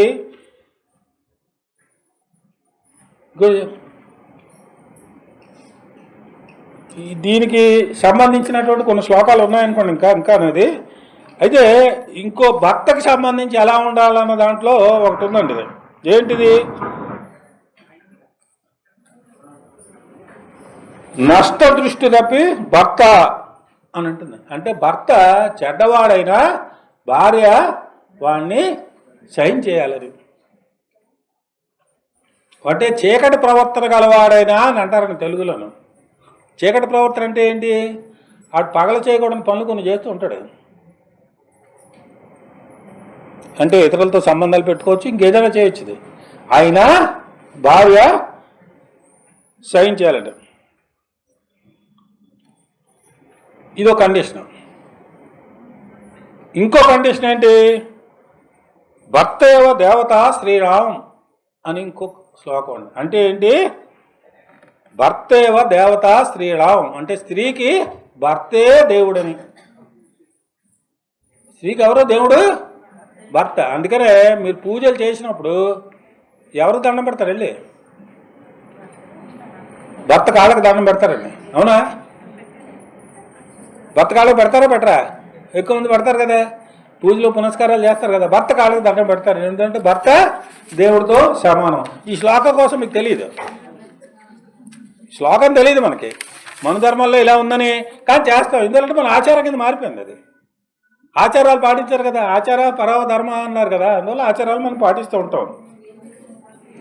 అలాగే ఇక్కడ వివక్షత ఇంకా బాగా ఉన్నది చూడండి. మన ధర్మాల్లో చెప్పింది ఇప్పటికీ మనకి అమలు అవుతున్నటువంటి దురాచారం ఒకటి ఉందండి. ఇది మన ధర్మాల్లో చెప్పారు, ఇప్పటికే అమలు అవుతుంది. ఏంటది? ఏకపత్తివ్రత పురుష. కానీ స్త్రీ ద్వితీయ భర్త వంచిత అన్నారు. అంటే భార్య చనిపోతే భర్త పునర్వివాహం చేసుకోవచ్చు, కానీ భర్త చనిపోతే భార్య పునర్వివాహం చేసుకోకూడదు. ఇది సూత్రం. ఇది ఎంతలా ఇంకిపోయిందంటే మన వాళ్ళు భర్తలు చనిపోయిన వాళ్ళు కూడా మళ్ళీ చేసుకోమని అడిగితే ఏదో మనం తప్పు చెప్పేస్తున్నట్టుగా అనుకుంటున్నారండి చాలామంది మహిళలు. మాకు చాలామంది తగిలేరు, ఒప్పించి కొంతమంది పెళ్ళిళ్ళు కూడా చేయించాం. వితంతు వివాహం అంటారు దీన్నే. వితంతు వివాహాలు జరిపినటువంటి గొప్ప సంఘ సంస్కర్త మన రాష్ట్రంలో ఉన్నారండి. ఒక ఆయన, ఎవరు ఆయన పేరు ఏంటిది, ఎవరమ్మా వితంతు వివాహాలు జరిపించింది? కందుకూరు వీరేశలింగం గారు. అలాంటి సంఘ సంస్కర్తలు కొంతమంది చేయించారు, తర్వాత చట్టాలు వచ్చాయి. ఇప్పుడు నేరం కాదు, కానీ మన ఆచారం అది. చాలామంది చేసుకోరండి, భర్త చనిపోతే మళ్ళీ పెళ్లి చేసుకోరు. అని పెళ్లి చేసుకోవాలి, చేసుకుంటే ఉంటుంది కదా, మరి తోడు ఉండాలి కదా భర్త కానీ మన ఆచారాలు, మన సనాతనం ప్రకారం అది నేరం. మగవాడు మళ్ళీ చేసుకోవచ్చండి, అందుకనే ఆయన చేసుకున్నాడు. 3 సనాతనం కోసం మాట్లాడుతున్నాను ఆయన. మగవాళ్ళు ఏం పెళ్ళి ఏం చేసుకోవచ్చు మాటకి, అఫీషియల్గానే. అన్అఫీషియల్గా అలాగే కొన్ని ఉంటాయి, అది పక్కన పెట్టండి. అఫీషియల్గా కూడా పెళ్లి చేసేసుకోవచ్చు మగవాడు, అది సూత్రం చెప్తుంది ఇది. తర్వాత మొత్తంగా చూస్తే మనుస్మృతిలో స్త్రీని ఏం చెప్పారు? ఫస్ట్ ఎక్కడ స్త్రీలు పూజించబడతారో అక్కడ దేవతలు విహరిస్తారు. ఆ స్త్రీ ఎలా ఉండాలి? ఆడి భర్తకి లోపల ఉండాలి, భర్త చెప్పినట్టు వినాలి. ఆవిడ చిన్నప్పటి నుంచి పుట్టిన దగ్గర నుంచి చచ్చిపోయేదాకా ఏదో మగాడి మీదే ఆధారపడి ఉండాలి. స్త్రీకి స్వతంత్రం ఉన్నది లేదు అన్నది అందులో చెప్పారు, స్పష్టంగా మన ధర్మంలో చెప్పారు. ఇది సిద్ధాంతం మనకి. ఇప్పుడు మనం సనాతనం, మనుధర్మం అనేటువంటి విషయాలు ఏవైతే ఉన్నాయో అది మనం ఆచరించాలి అని మన వాళ్ళు గట్టిగా చెప్తున్నారు. అంటే అన్నీ ఆచరించాలి, మన ఆచారాలు, సాంప్రదాయాలు. ఎప్పుడైనా సమాజం ఎప్పుడు ముందుకెళ్తుందంటే మంచిని స్వీకరించాలి, చెడుని వదిలేయాలి. దీనితో పాటుగానే మహిళలకి మనుధర్మంలో రెండు విషయాలండి చాలా స్పష్టంగా మనుధర్మంలో చెప్పింది. ఒకటి మహిళలు, స్త్రీలకు సంబంధించినటువంటి స్థానం. రెండోది మనుధర్మంలో చెప్పింది ఏంటంటే వర్ణ వ్యవస్థ, అంటే కులాలకు సంబంధించినటువంటి విషయం. మన భారతదేశంలో అదే కదా, రెండే కదా అతిపెద్ద సమస్యలు: స్త్రీల పట్ల వివక్షత, కుల వివక్షత. ఈ 2 వివక్షతలే ఉన్నాయి ఎక్కువ. ఈ 2 మనుధర్మం పునాది. వేదాల్లో కూడా చెప్పారండి వర్ణ వ్యవస్థ. అయితే వేదాల్లో వర్ణ వ్యవస్థ ఎలా చెప్పారంటే పుట్టుకతో రాదు కులం. అక్కడ వర్ణాలు అన్నారు, కులం అనేది పుట్టుకతో రాదు. దేంతో వస్తుంది మరి? నీకున్నటువంటి జ్ఞానంతో వస్తుందంటారు. ఇప్పుడు విశ్వామిత్రుడు బ్రాహ్మణుడు కాదు, వశిష్ఠుడు బ్రాహ్మణుడు కాదు, వాల్మీకి మహర్షి బ్రాహ్మణుడు కాదు. కానీ వీళ్ళందరూ మహర్షులు అయిపోయారు. మహర్షులు అంటే ఎవరు అవ్వాలి? వర్ణ వ్యవస్థ ప్రకారం బ్రాహ్మణులు అవ్వాలి. కానీ వీళ్ళెవరూ బ్రాహ్మణులు కాదు, అయితే మహర్షులు అయిపోయారు. కారణం ఏంటి? వీళ్ళ వృత్తిరీత్యా వాళ్ళు తపస్సులు చేసి గొప్ప జ్ఞానాన్ని సంపాదించి వాళ్ళు అందులోకి వెళ్ళారు, మహర్షులు అయ్యారు. వృత్తి పుట్టుకతో అవ్వలేదు. అందువల్ల వేదాల్లో ఏమీ కాదు తప్పు. తప్పు ఎక్కడ ఉందంటే మనుధర్మంకి వచ్చేసరికల్లా వేదాల్లో ఉన్న దాన్ని వక్రీకరించి మనుధర్మంలో ఏం చెప్పారంటే పుట్టుకతోనే ఇది వస్తుంది అన్నాడు. అది అంటే నీకు భారతదేశంలో ఇప్పటికీ కుల వ్యవస్థ అది పెద్ద అంటురోగం అయిపోయింది. ఎంత అంటురోగం అంటే నీకు నచ్చినా నచ్చకపోయినా నీవు పుట్టుకతోనే నీకు ముద్ర పడిపోతుంది, నువ్వు ఫలానా కులవని. దాన్ని మార్చుకోవడానికి లేదు నీకు, అంతే. ఎంత బలమైనటువంటి ముద్ర అంటే హిందూ మతంలోనే కదా కులాలన్నీ ఉంటాయి. కులాలన్నీ హిందూ మతంలో ఉంటాయి కదా. నువ్వు మతాన్ని మార్చేసుకోవచ్చు. ఇప్పుడు హిందూ మతస్థుడు ఎవడరా క్రిస్టియన్ మతంలోకి వెళ్ళిపోయాడు అనుకోండి, మతం మారుతుంది కానీ కులం మాత్రం అలాగే ఉంటుంది. అందువల్ల క్రిస్టియన్ మతంలోకి వెళ్ళినటువంటి వాళ్ళు చాలామంది మళ్ళీ అక్కడ కూడా వెళ్ళినా దళితులు వెళ్ళారు అనుకోండి, దళిత క్రిస్టియన్ అంటారు. కాపులు వెళ్ళారండి, కాపు క్రిస్టియన్ అంటారు, వెలమ వెళ్తే వెలమ క్రిస్టియన్ అంటారు. ఎవడ ఏ కులవాడు వెళ్తే ఆ కులం క్రిస్టియన్ అవుతారండి. వీళ్ళకి మళ్ళీ పెళ్ళిళ్ళు ఇవన్నీ కూడా సంబంధాలు వాళ్ళ కులం మధ్యలో ఉంటాయి. వాళ్ళకి పేరు క్రిస్టియనే. అంటే క్రిస్టియానిటీలో లేనటువంటి కులాలు కూడా హిందూ మతం ఆ క్రిస్టియానిటీకి పక్క మతానికి కూడా ఈ జబ్బును అడ్డగట్టేస్తుంది. అందువల్ల అంత భయంకరంగా ఆ కుల వ్యవస్థ భారతదేశంలో తయారైంది. దీనికి పునాది ఎక్కడంటే మనుధర్మం. మనుధర్మాల్లో దీనికి పునాది పడింది. పుట్టుకను బట్టి వస్తారు. శూద్రులు మామూలు మాకు తెలుసు కదా, బ్రాహ్మణ, క్షత్రియ, వైశ్య, శూద్రులు. మిగిలిన ముగ్గురు వేరేది. శూద్రులు ఏం చేయాలంటే మిగిలిన వాళ్ళ ముగ్గురికి సేవ చేయడానికి శూద్రులు అన్నారు. శూద్రులు వీళ్ళకి సేవ చేయడమేట, సమాజానికి సేవ చేయడమే. ఈ శూద్రులే ముందు వేదాల్లో శూద్రులు అన్నారు. తర్వాత ఈ శూద్రులు క్రమంగా వచ్చి అందులో కులాలు, శూద్రుల్లో అనేక కులాలు, ఉపకులాలు, అందులో అస్పృశ్యతలను మళ్ళీ దళితుల కింద హరిజనులు, దళితులు, చండాలను కూడా అనేవారండి ఆ రోజుల్లోనూ. వాళ్ళు ఈ కులాలని వచ్చేసాయి శూద్రుల నుంచి. అందువల్ల శూద్రులు అతి తక్కువ కులం అనేటువంటిది మనకు మనుధర్మము వేసింది. ఇప్పుడు దీని నుంచి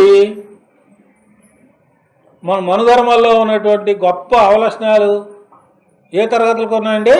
ఒకటి మహిళలు, రెండోది శూద్రులు, కుల వివక్షితానం.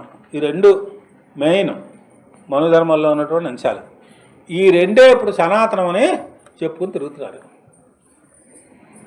భారతదేశంలో కుల వ్యవస్థ ఎంత బలంగా ఉందంటే మళ్ళీ అత్యధిక మంది ఎన్నికల్లో ఓట్లు మన కులపాడైతే వేస్తూ ఉన్నాయి. ఆ పవన్ కళ్యాణ్ గారు సనాతనం అంటున్న పవన్ కళ్యాణ్ గారు రాష్ట్రాల్లో బోళ్ళని నియోజకవర్గాలు ఉండగా వెతికి పిఠాపురం పట్టుకున్నాడు. ఎందుకు పట్టుకున్నాడా అంటే ఆడు కాపులు ఎక్కువ ఉన్నట్ట. చూడండి లెక్క. అంటే వాళ్ళకి నమ్మకం కాపులందరూ నాకు ఓటు వేస్తారని. ఇంతకుముందు కూడా వెతికి పట్టుకున్నాడు గాజువాకని. అప్పుడు ఎందుకో పని చేయలేదు, కాపులు కంటే మిగిలిన వాళ్ళు ఎక్కువ ఉన్నట్టున్నారు అక్కడ, అందుకని అక్కడ ఓడిపోయాడు. ఇక్కడ ఇప్పుడు గెలిచాడు. ఇది అందువల్ల కులాన్ని బట్టి పోటీ చేసేటువంటిది. ఇప్పుడు మనకి అలాగే చాలా సందర్భాలు ఉన్నాయండి. ఇంక ఉదాహరణలు చెప్పుకుంటూ వెళ్ళిపోతే మొన్న గాజువాకలోనే మన స్టీల్ ప్లాంట్ పోరాటం అంతా చదువుతుంటే ఒక ఆయన పోటీ చేశాడు, తెలుగుదేశం ఎమ్మెల్యే గెలిచాడు. ఎందువల్లంటే ఆయన కులవాళ్ళు ఎక్కువ ఉన్నారు అక్కడ. అంటే కులం అన్నది ప్రధానమైనటువంటి పాత్ర పోషిస్తూ ఎన్నికల్లో కూడా ఫలితాలు తారుమారు చేసి ప్రభావితం చేసి అంత స్థాయికి వెళ్ళిపోయింది. మనం ఎంత చెప్పుకున్నా మనం ధరలు పెరిగిపోయి, మహిళల మీద అత్యాచారాలు పెరిగిపోయి, ఉపాధి లేదు, నిరుద్యోగం ఉందా, అది ఇది, కనీస వేతనాలు, అది ఇది చాలా పోరాటాలు అవి చేస్తూ ఉంటాం. కార్మికులు కూడా పోరాటాలు చేస్తారు. అది ఎన్ని పోరాటాలు చేసినా మళ్ళీ ఎన్నికల దగ్గరికి వచ్చేసరికి మా కొలపాటను ఓటేస్తారు. చూడండి ఎంత విచిత్రం ఉంది. అని తిట్టుకుంటూనే ఉంటారు. మళ్ళీ 5 సంవత్సరాలు అని తిట్టుకుంటూ ఉంటారు. 5 సంవత్సరాలు పోరాటాలు చేస్తారు ప్రభుత్వం, ధరలు, ఇలాంటి విధానాల మీద వాటి మీద. కానీ ఎన్నికల దగ్గరికి వచ్చారు మాత్రం అది ప్రభావితం చేస్తుంది. కారణం ఏంటంటే కులం అనేది అంత పునాదిగా ఉండిపోయింది. ఎందువల్లంటే చావులు, పుట్టుకలు, వివాహాలు ఇవన్నీ ఒక కులానికి సంబంధించిన ఆచారాలు ఉంటాయి. కుల పెద్దలే రావాలి దానికి. పెళ్ళిళ్ళు కూడా ఒక కులంతో తప్పించి పక్కకి కులంతో చేయడం ఇంటర్కాస్ట్ చేయం. ఇప్పుడు జరుగుతున్నాయి. మెల్లిగా స్లోగా మార్పు వస్తుంది. ఇంటర్కాస్ట్ మ్యారేజ్లు ఎక్కువ అయితేను, కానీ ఎక్కువ సొంత కాస్ట్. మనకు మామూలుగా ఉద్యోగస్తులు వాళ్ళు మాట్లాడుకుంటూ ఉంటారండి. ఎంసీ అనే ఒక పదం ఉంది. ఎంసీ అంటే ఏంటి తెలుసునండి? మన క్యాస్ట్. వీడు ఎంసీ రా అంటారు. వీడు అంటే వీళ్ళిద్దరూ ఒక క్యాస్ట్ అనుకోండి. వీడు ఎంసీ రా అంటారు, నువ్వు వచ్చిదేను అంటే ఎంసీ అంటే మన క్యాస్ట్ అనమాట. అలాగా అంటే ఇలాగా అందరూ అంటే ఎక్కడెక్కడైతే అందరూ కలిసి ఉండవలసింది అక్కడ కూడా కుల విభజన అది ఉంది. ఇప్పుడు స్టీల్ ప్లాంట్ పెద్ద ఇండస్ట్రీ కదా మనకి. స్టీల్ ప్లాంట్లో కార్మికులకి ఏ సంఘాలు ఉండాలండి? కార్మిక సంఘాలు ఉండాలి. మన స్టీల్ ప్లాంట్లో కార్మిక సంఘాల కంటే కుల సంఘాలు ఎక్కువ ఉన్నాయి కార్మిక సంఘాలు, కానీ ఎంతకంటే ఎక్కువ కుల సంఘాలు ఉన్నాయి. వాళ్ళు కుల సంఘంతో కలిసినట్టుగా ఐడెంటిఫై అంటాం కదా, మమేకం అయినట్టుగా కార్మిక సంఘాలతో మమేకం అవరు ఎక్కువ మంది కార్మికులు. అందువల్ల కులం అనేది అంత ప్రధానమైనటువంటి పాత్ర పోషిస్తుంది. దీనికి పునాది ఎక్కడంటే మనుధర్మం. అందువల్ల మహిళల పట్ల పురుషాధిక్యత, కుల వివక్షత, ఈ రెండిటికి పునాది మనుధర్మం. ఇదే మన సనాతనం. ఈ సనాతనాన్ని ఆచరించాలి అని మనకి మన పైనుంచి కింద దాకా బోధిస్తున్నారు మనకి. అంటే నువ్వు భర్త కొట్టినా ఏం మాట్లాడుకో, భర్త ఏం చెప్తే చెయ్యి, అది తాగి వచ్చినా అది చెప్పింది చేయడు, వాడికి సేవ చేయడమే. నువ్వు భర్తగా దండం పెట్టాలి కదా, భర్తే మొదటిదే ఉండదు. అందువల్ల భర్తను పూజించుకుంటూ ఉండడమే మహిళ చేయవలసినటువంటి పని. తండ్రి చనిపోయాడు అనుకోండి, భర్త పోతే పిల్లల మీద ఆధారపడిపో, అంతే. నీకు మాత్రం స్వాతంత్రం లేదు అన్నది ఆచరణ. అందువల్ల మన మనుధర్మశాస్త్రం అన్నది మన భారతదేశాన్ని ముందుకు వెళ్ళకుండా నిరోధించేసి అనేక దశాబ్దాలు శతాబ్దాల పాటు వెనక్కి నెట్టేసిందండి. మనకి క్లాసులు సోషల్ సైన్స్ చదువుకున్న వాళ్ళు, సాంఘిక శాస్త్రం చదువుకున్న వాళ్ళకి ఒకటి విని ఉంటారండి, ఏంటంటే గుప్తుల కాలం స్వర్ణయుగం అని. నువ్వు విన్నావమ్మా? గుప్తుల పేరు విన్నావా? చరిత్ర ఉన్నా మీకు? చరిత్రలో మరి గుప్తులు అన్నది వెళ్ళలేదా? హిస్టరీలోనే గుప్తులు లేరా?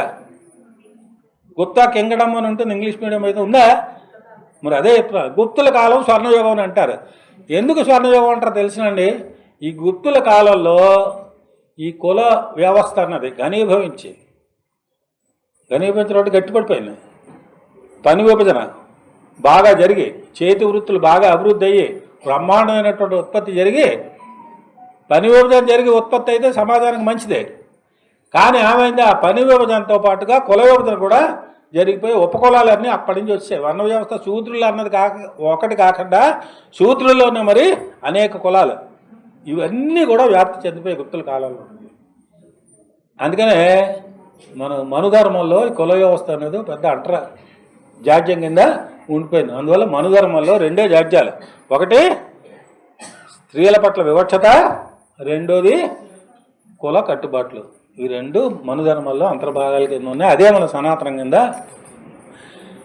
దీన్ని మన భారతదేశంలో మనుధర్మాన్ని సరిగ్గా అర్థం చేసుకుని చీల్చి చెండాడినటువంటి ఆయన ఉన్నాడండి. ఆయనే, అందులో సందేహం లేదు. ఇంకా ఎవరంటే డాక్టర్ బాబాసాహెబ్ అంబేద్కర్ గారు.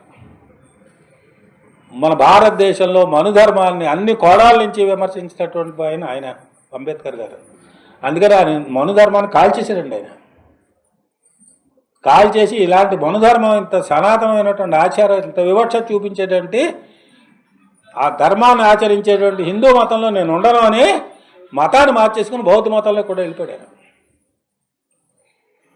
అయితే హిందూ మత గొప్పతనం ఏంటంటే ఆ బౌద్ధ మతాన్ని కూడా మింగేసిందండి హిందూ మతం. మన భారతదేశంలో ఈ సనాతనం అని ఎవరైతే చెప్తున్నారో, ఈ మనుధర్మం రాకముందే బౌద్ధ మతం వ్యాప్తి చెందింది. అంటే శాస్త్రీయంగా దైవారాధన కాకుండా, ఈ కర్మ సిద్ధాంతం కాకుండా బుద్ధుడు చెప్పాడు, పునర్జన్మ లేదు, కర్మ లేదు. మనకేం చెప్తాడు? ఈ జన్మలో పుణ్యాలు చేసుకో, వచ్చే జన్మలో నువ్వు మంచి జీవితాన్ని గడుపుతూ. ఇప్పుడు అందరూ కష్టాలు కదా అనుభవిస్తున్నాం మనం. ఈ కష్టాలు లేకుండా సుఖమైనటువంటి జీవితం గడుపుతాను, పుణ్యాలు చేసుకుంటారు.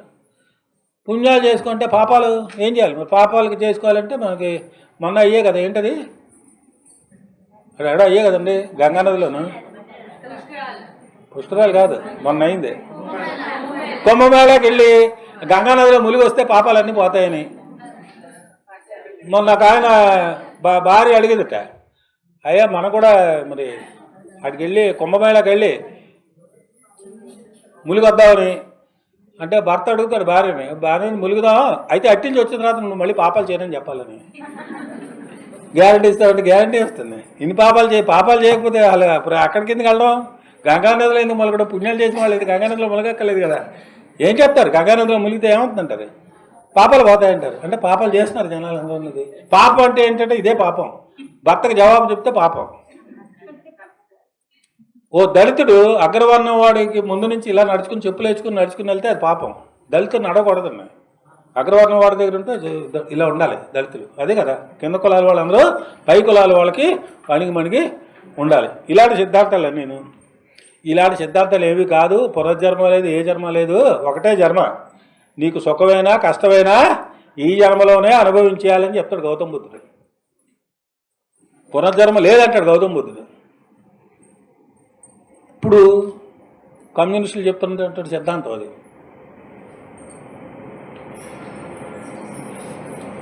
అలాంటి సిద్ధాంతం బౌద్ధ మతం. అలాంటి బౌద్ధ మతం ఎప్పుడో పుట్టినాడు. క్రీస్తుపూర్వం 563లో గౌతమ బుద్ధుడు పుట్టాడు. ఆ సిద్ధాంతం ఎక్కడ పుట్టిందంటే భారతదేశంలో పుట్టింది, కానీ బౌద్ధ మతం భారతదేశంలో లేదు. కొన్ని దేశాల్లో ఉంది. ఇప్పుడు శ్రీలంకలోనూ అక్కడ వెళ్తే కొన్ని దేశాల్లో బౌద్ధ మతం ఉంది. నేపాల్, ఇలా ఎక్కడ భూటాను, టిబెట్, ఇలాంటి దేశాల్లో బౌద్ధ మతం బలంగా ఉంది. అయితే బౌద్ధ మతం ఎక్కడైతే పుట్టిందో ఆ బౌద్ధ మతం ఆ పుట్టిన దేశాల్లో లేకుండా పోయింది. కారణం ఏంటంటే హిందూ మతం తర్వాత దాన్ని చంపేసింది. బౌద్ధ మతం బాగా అభివృద్ధి చెందు హిందూ మతం సనాతనం మీద ప్రజలు నమ్మకాలు పోయి దాడి చేస్తున్నటువంటి సమయంలో శంకరాచార్యుల వారు హిందూ మతం ఉద్ధరణని చెప్పి మళ్ళీ దాన్ని ప్రబోధిస్తూ ఆయన ప్రచారం అది చేసి ఆఖరిగా బౌద్ధ మతం నాశనం చేశారు. ఇప్పుడు మన వాళ్ళు మొన్న అక్కడ రామ జన్మభూమి బాబ్రీ మసీద్ విషయంలో మసీదును పడగొట్టి రామాలయం కట్టారు కదా. ఎందువల్లంటే అంతకుముందు అక్కడ రామాలయం, రాముడు అక్కడే పుట్టాడు. ఈ వాళ్ళు దాని పుట్టిన ప్రదేశంలో వీళ్ళు మసీదు కట్టారు. అందువల్ల మసీదును పడగొట్టి మళ్ళీ రామాలయం కడతా ఉంటున్నారు కదా. అలా పడగొట్టడమే జరిగి ఒరిజినల్గా ఏదైతే ఉందో వాళ్ళకే చెందాలని అంటే భారతదేశంలో ఎక్కువ ఆలయాలు ఎవరికి వెళ్తారు తెలిసినండి? బౌద్ధ మతం వెళ్తారు. ఎక్కువ ఆలయాలు బౌద్ధ ఆరామాలను పడగొట్టి కట్టినటువంటి ఆలయాలే. నేను తవ్వుకుంటూ పోతే అక్కడికి వెళ్తాం చివరికి. అందువల్ల ఇంక తవ్వుకుంటూ వెళ్ళడానికి కుదరదు అని భారతదేశ చట్టం కూడా చేసింది. 1947లో స్వాతంత్రం వచ్చే టైంకి ఏ దేవాలయం అయితే ఉందో, ఏ మత దేవాలయం అయితే ఉందో అదే ఉండాలి అని మన కేంద్ర ప్రభుత్వం చట్టం చేసింది పార్లమెంట్లోను. అయినా మన వాళ్ళు ఎలాగ రామ మందిరం తవ్వుతున్నారు, ఇప్పుడు కృష్ణ మందిరం ఇంకోటి తవ్వుతున్నారు, వారణాసి దగ్గర మసీద్ తవ్వుతారు, ఏదో అలాగా తవ్వుకుంటూ పోతున్నారు. తవ్వుకుంటూ పోతే హిందూ ఆలయం దగ్గర ఆగిపోతే కుదరదండి. ఇంకా తవ్వారు అనుకోండి బౌద్ధాలయాలు వస్తే కిందకి వెళ్తానది ఆ బౌద్ధ మతాన్ని లేకుండా చేశారు. అలాగే బౌద్ధం ఒకట అన్నది కాదు, జైనం, సాంఖ్యం, చార్వాకులు ఇలాంటి వాళ్ళందరూ కూడా భౌతికవాదాన్ని ప్రబోధించినటువంటి వాళ్ళు. కర్మ సిద్ధాంతం, పునర్జన్మలు ఇలాంటివి లేవని చెప్పినటువంటి వాళ్ళే. ఇలాంటి వాటన్నింటి చంపేసినటువంటి ఆ బౌద్ధ మతంలోకి, భౌతికవాదం ఉన్నటువంటి బౌద్ధ మతంలోకి అంబేద్కర్ వెళ్ళాడు. వెళ్ళినా అక్కడ కూడా ఈ జబ్బు ఎందువల్లంటే అంబేద్కర్కి మనుధర్మం కోసం బాగా అధ్యయనం ఎందుకు చేయవలసి వచ్చిందంటే ఆయన మేధావితనం అది ఒకటవచ్చు అనుకోండి, ఆ కుల వివక్షత ప్రత్యక్షంగా అనుభవించాడు. అంత తెలివైన వాడు ఆయన కూడా వివక్షతకి గురయ్యాడు. గురైన తర్వాత మొత్తం భారతదేశ చరిత్రని ఈ వేదాలు, మనుధర్మాలు వీటన్నిటిని అధ్యయనం చేసిన తర్వాత వీటన్నిటికీ మూలం మనుధర్మం అని ఆయన నిర్ధారణకు వచ్చి మనుధర్మాన్ని కాల్చి పారిచెట్టింది. మనుధర్మాన్ని కాల్చినటువంటి ఏకైక మనిషి ఏదైనా ఉంటే భారతదేశంలో ఆయనే.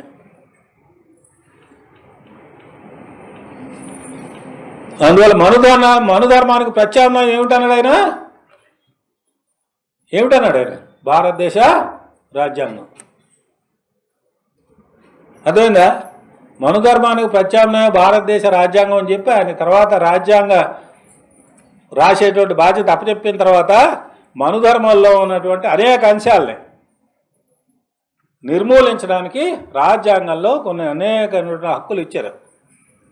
స్త్రీ పురుష సమానత్వం అందులో ఉందండి రాజ్యాంగంలో. బాల్య వివాహాల నిషేధం, వరకట్నం నిషేధం, వితంతు వివాహాలు నేరం కాదు, గృహహింస నేరం, భర్త భార్యను కొడితే నేరం అది.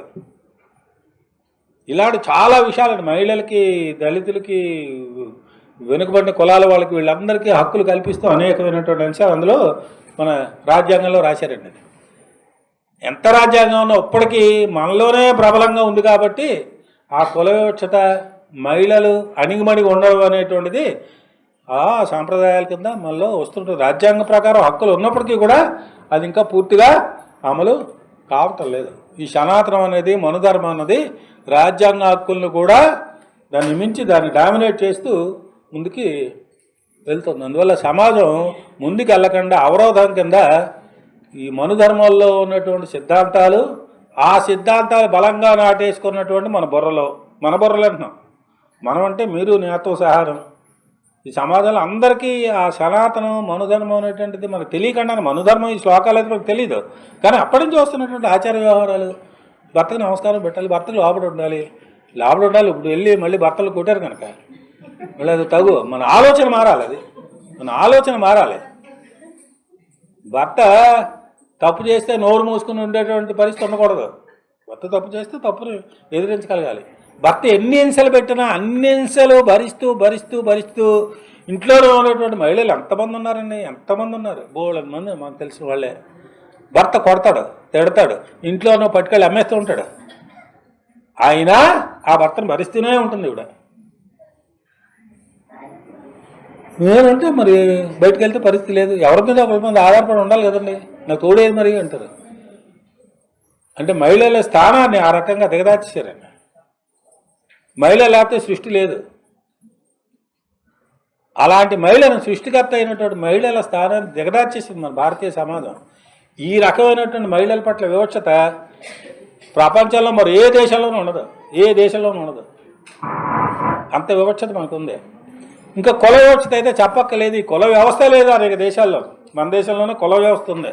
అందువల్ల కుల వివక్షత, మహిళల పట్ల వివక్షత, ఇవన్నీ రెండు అంటురోగాల కింద, జాడ్యాల కింద మన సమాజాన్ని పట్టి పీడిస్తున్నాయి. ఈ రెండు నిర్మూలించబడకుండా సమాజం ముందుకెళ్ళడం అనేది సాధ్యం కానటువంటి విషయం. దీన్ని మొట్టమొదట అంబేద్కర్ చెప్పాడు. తర్వాత మనుధర్మాన్ని ఆ రూపంలో విమర్శించడం కానీ, మనుధర్మాల్లో ఉన్నటువంటి అంశాలని ధిక్కరిస్తూ సమాజాన్ని మార్చడానికి ప్రయత్నం చేసినటువంటి ఇంకో మహానుభావుడు ఎవరంటే పూలే. పూలే పేరు విన్నారా? పూలే, జ్యోతిబా పూలే. మహిళలకు చదువు ఉండకూడదు, మనుధర్మం ప్రకారం వేదాలు వల్లించకూడదు, మహిళలు వాళ్ళు వినకూడదు కూడాను, సూత్రులు వినకూడదు. ఈయన దాన్ని ధిక్కరించి మహిళలకి చదువు చెప్పాడు. ప్రత్యేకమైనటువంటి స్కూల్స్ పెట్టి, ఈయన చదువు చెప్పడం కాదు, ఆయన భార్యకి ఆయన ముందు చదువు చెప్పాడు. సావిత్రిబాయి పూలేకి చదువు చెప్పి ఆవిడ చేత మళ్ళీ స్కూల్స్ పెట్టించి మహిళలకు చదువు చెప్పడం అనేది ప్రారంభించాడు. అంటే మనుధర్మాల్లో ఉన్నటువంటి విషయాలు ధిక్కరించడం అది.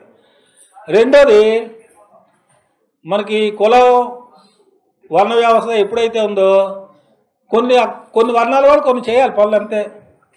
వేదకాలంలో ఏం చెప్పాను, వశిష్ఠుడు, విశ్వామిత్రుడు, వాల్మీకి మహర్షి వీళ్ళందరూ బ్రాహ్మణులు కాదు, అయినా ఋషులు అయిపోయారు. ఎందుకంటే వాళ్ళు వృత్తిరీత్యా అలాగే ఋషులు తపస్సులు చేసి ఋషులు అయిపోయారు. కానీ మనుధర్మం దాన్ని ఒప్పుకోదు. ఈయన పూలే ఒక అమ్మాయికి ఒక అబ్బాయికి పెళ్లి చేయించేటట్టు దళిత పురోహితుడిని పెడితే ఈ అగ్రవర్ణాలు బ్రాహ్మణులు తగ్గుకొచ్చేస్తా, మా పని అలా చేస్తారని. ఎవరు? దళితుల చేత నువ్వు మా పని కదా అది, పురోహితులు ఎవరు? బ్రాహ్మణుల పని పెళ్లి చేయించడం. అందువల్ల మా పని అది, నువ్వు వాళ్ళ చేత ఎలా చేస్తాడో తగ్గుకొస్తే అందరూ మళ్ళీ పై గొడవకి వెళ్తే తీర్పు ఏంటి వచ్చేట, జడ్జి గారు అడిగారట ఎవరు పంతుల్ని, అరే బాబు నువ్వు గడ్డ గీసుకుంటావా అని. గీసుకుంటానట. ఎవరు గీసుకుంటారంటే నేనే గీసుకుంటానట. నువ్వు గీసుకోవడానికి గీయలేదట. ఎందుకంటే గడ్డ గీసే డ్యూటీ ఇంకోటిది. అందుకని ఈ పంతులు ఏం చేశారు, దళితుల చేత పెళ్లి చేస్తే మా డబ్బులు మాకు ఇచ్చారు నాకు చూడండి. అందుకని నువ్వు కూడా నీ డబ్బులు గడ్డ గీసుకో, డబ్బులు మాత్రం అక్కడికి ఇచ్చేయి, చూడడానికి ఇచ్చారు. అందువల్ల ఇది ఎక్కడికి వెళ్తుంది? ఇలాంటివన్నీ ధిక్కరించినటువంటి పూలే అంటే ఆ గొప్ప సంఘ సంస్కర్త అది. అంటే మనుధర్మాన్ని ధిక్కరించడం. అలాగే మనుధర్మం కుల వ్యవస్థ మనుధర్మాల్లో అంతర్భాగం కింద ఉంది కదా. ఈ కుల వ్యవస్థను నిర్మూలించి అందరూ సమానత్వం కోసం పాటుపడింది ఎవరంటే భారతదేశంలో కమ్యూనిస్టులు. గాంధీ గారు వర్ణ వ్యవస్థను వ్యతిరేకించలేదు, కానీ ఈ సనాతనం అది దైవం ఇదంతా ఆయన చెప్తాడు, రాముడు భక్తి అదంతా ఉంది ఆయనకి. అది అయితే దళితుల పట్ల వివక్షతను మాత్రం ఆయన వ్యతిరేకించి హరిజనవాడలో ప్రత్యేకంగా ఆయన శ్రద్ధ పెట్టి సమానత్వం కోసం కృషి చేయడం. ఆయనే హరిజనులని పేరు పెట్టాడు వీళ్ళకి. కమ్యూనిస్టులు ఏం చేశారంటే వాళ్ళ కుల వ్యవస్థ నిర్మూలన కోసం ప్రయత్నం చేస్తూ శ్రామికులందరినీ ఐక్యం చేయడం ద్వారా కుల వ్యవస్థ నిర్మూలించడానికి ప్రయత్నం చేయాలని కమ్యూనిస్టులు. మన రాష్ట్రంలో కూడా పుచ్చలపల్లి సుందరయ్య గారు ఇలాంటి వాళ్ళు కమ్యూనిస్ట్ నేతలు శాపక్తి భోజనాలు ఇవన్నీ పెట్టి వివక్షత. ఆ రోజుల్లో గ్రామాల్లో చాలా బలంగా ఉండేది వివక్షత, ఇప్పటికీ ఉంది. గ్రామాలేంటి పట్టణాల్లో కూడా ఉంది. కుల వివక్షత ఇంకాను, దళితుల పట్ల మెయిన్ ఈ వివక్షత అది ఇంకా బలంగానే ఉంది. ఆ రోజుల్లో ఇంకా ఎక్కువ ఉండేది. దీనికి వ్యతిరేకంగా కమ్యూనిస్టులు కూడా చాలా పెద్ద కృషి, స్వాతంత్ర పోరాటానికి ముందే ఈ కృషి అది చేశారు. అందువల్ల మనుధర్మాన్ని ప్రధానమైనటువంటి విమర్శకులు ఎవరు? అంబేద్కర్, గాంధీ, కమ్యూనిస్టులు. గాంధీ చనిపోయాడు కాబట్టి గాంధీ కోసం చెప్పకలేదు. ఇప్పుడు అంబేద్కర్ రాసినటువంటి రాజ్యాంగం మనకి ఒక ఆయుధం కింద మన చేతిలో ఉంది. రాజ్యాంగంలో ఉన్నటువంటి అంశాలన్నీ అమలు చేయించగలిగితే అదే సనాతనానికి విరుగుడండి. అందుకనే ఇప్పుడు రాజ్యాంగాన్ని మార్చేయాలని మోడీ గ్యాంగ్ ప్రయత్నం చేస్తున్నారు. రాజ్యాంగాన్ని మార్చేయాలని వాళ్ళు ముందు నుంచి చెప్పాను కదా, రాజ్యాంగాన్నే ఆమోదించలేదు వాళ్ళు. మనుధర్మం మనం రాజ్యాంగం కింద ఉండాలి, భారతదేశం హిందూ రాష్ట్రం కింద ఉండాలి. పాకిస్తాన్ ఎలాగైతే ఇస్లాం దేశం కింద ఉందో భారతదేశం హిందూ దేశం కింద ఉండాలి, దానికి మనుధర్మం రాజ్యాంగం కింద ఉండాలని. అందువల్ల అంబేద్కర్ రాసినటువంటి రాజ్యాంగాన్ని వాళ్ళు ఆమోదించరు. ఇంకో గత్యంతరాలు లేక ఇప్పుడు కొన్ని కొన్ని కొన్ని అమలు చేస్తున్నారు, కానీ లేకపోతే అది కూడా వాళ్ళకి అవకాశం వస్తే అది కూడా చేయరు. ఇప్పుడు పూర్తి మెజార్టీ లేదు, కానీ ఏ 400 సీట్లు వాళ్ళకి వచ్చేస్తే ఈ రాజ్యాంగాన్ని మార్చేసి మనుధర్మ రాజ్యాంగాన్ని నా స్త్రీ స్వతంత్రం అర్హతి అన్నది రాస్తారు రాజ్యాంగంలోనే. అంటే ఏంటి? స్త్రీకి ఏ స్వతంత్రము లేదు అనేది రాజ్యాంగంలో రాస్తుంది. ఇప్పుడు ఏంటి రాజ్యాంగంలో ఉన్నది? మన రాజ్యాంగంలో స్త్రీకి పురుషుడితో సమానమైనటువంటి హక్కులు ఉన్నాయి. అయితే ఆచరణలో లేవండి. ఆస్తి హక్కు పురుషుడికి స్త్రీకి సమానం. ఇప్పుడు కుటుంబంలో ఉన్న తర్వాత ఒక అమ్మాయి ఒక అబ్బాయి ఉన్నారు, నీకు ఆస్తులు ఉంటాయి, నీ తర్వాత ఆస్తి ఎవరికి చెందుతుంది? ఇద్దరికి సమానంగా చెందాలి, కానీ చెందడం లేదు. ఇప్పుడు అబ్బాయికి వెళ్ళిపోతుంది ఆస్తి. చట్ట ప్రకారం ఇద్దరికి సమానంగా వెళ్ళాలని వెళ్ళటం లేదు. అందువల్ల రాజ్యాంగం కల్పించినటువంటి హక్కులు కూడా అమలు అవ్వటం లేదు ఇప్పుడు. ఎందుకంటే పాత పితృస్వామిక సమాజం కాబట్టి ఇది. అందువల్ల దాన్ని మార్చాలి అంటే మన బుర్రలు కూడా, మన ఆలోచనలు కూడా మారి మొత్తం సమాజమే గొప్ప చైతన్యంతో దీన్ని అర్థం చేసుకుంటే మారుతుంది. ఇలాగే అందులోంచే సనాతనం నుంచో వచ్చిందే హిందూ మతం. హిందూ మతం అన్నది వేదాల్లో ఎక్కడా లేదండి. మనుధర్మం కూడా ధర్మం కింద వచ్చింది, కానీ హిందూ అనేటువంటి పేరు ఎక్కడా లేదు. హిందూ అనేటువంటి పేరు మనకి సింధు నది అని ఒకటి ఉంది కదా. ఇప్పుడు పాకిస్తాన్తో యుద్ధం టైంలో సింధు నది నీటిని ఆపేస్తూ ఉన్నాను. సింధు నది అని ఒకటి ఉంది పాకిస్తాన్, మనకి బార్డర్లో ఉంటుంది, పాకిస్తాన్ దేశంలో ఉంటుంది. ఆ సింధు నదికి యువతలో ఉన్నవాళ్ళు కాబట్టి ఆ వచ్చినటువంటి పరిశీలనకి ఎస్ పలక్క వచ్చేసారు. సింధు అనేది హిందూ అయిపోయింది. అందువల్ల నది కవతల్లో ఉన్న వాళ్ళని హిందువులని అన్నారు. అప్పుడు కూడా హిందూస్ అన్నారు, కానీ హిందూ మతం అన్నది ఇది 8వ శతాబ్దం. ఆ టైంలో మొట్టమొదటి మనకి హిందూ అనేటువంటి పేరు వచ్చింది. దాని తర్వాత మొఘల్స్ వాళ్ళు మరి భారతదేశంలోకి వచ్చిన తర్వాత 13వ శతాబ్దం ఆ టైం తర్వాత హిందూ మతం అన్నది ప్రాచుర్యంలోకి వచ్చింది. అందుకనే హిందూ మతం దీనికి పునాది ఎక్కడుంది? మళ్ళీను మతం అయితే పుట్టలేదు, కానీ పునాది ఎక్కడ ఉంది? వేదాల్లో ఉంది. అంటే క్రీస్తు పూర్వం 1500 సంవత్సరాలు 2000 సంవత్సరాల్లో ఉంది. అంటే పునాది అక్కడ ఉంది, కానీ ఇది హిందూ మతం అనేటువంటి పేరు లేదు. అందుకనే హిందూ మతాన్ని పుట్టలేదంటారు. ఒక క్రిస్టియన్ మతం పుట్టింది, ఇస్లాం మతం ఒకటి ఉంది, కానీ హిందూ మతం పుట్టలేదు, పెరిగింది. దీనికి పుట్టుక ఎక్కడ? ఎవడు దీన్ని స్థాపించారు అంటే ఏమీ లేదు రికార్డులు, కానీ పెరిగింది హిందూ మతం. ఒక ఆచారం కింద, భారతదేశ ఆచారం కింద అలాగా అభివృద్ధి చెందుకుంటూ వచ్చింది. దాన్నే ఇప్పుడు వీళ్ళు సనాతనం అని అంటున్నారు.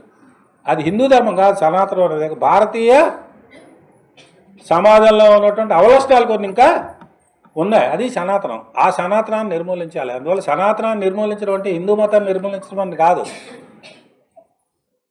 భారతదేశంలో ఉన్నటువంటి అవలక్షణాలు, బాల్య వివాహాలు ఒక పెద్ద అవలక్షణం, సతీ సహగమనం ఒక అవలక్షణం. అది దాన్ని ఆమోదిస్తామండి. ఇప్పుడు సనాతనం పేరుతోటి ఆమోదిస్తామండి. ఎవరైనా ఆమోదించం కదా.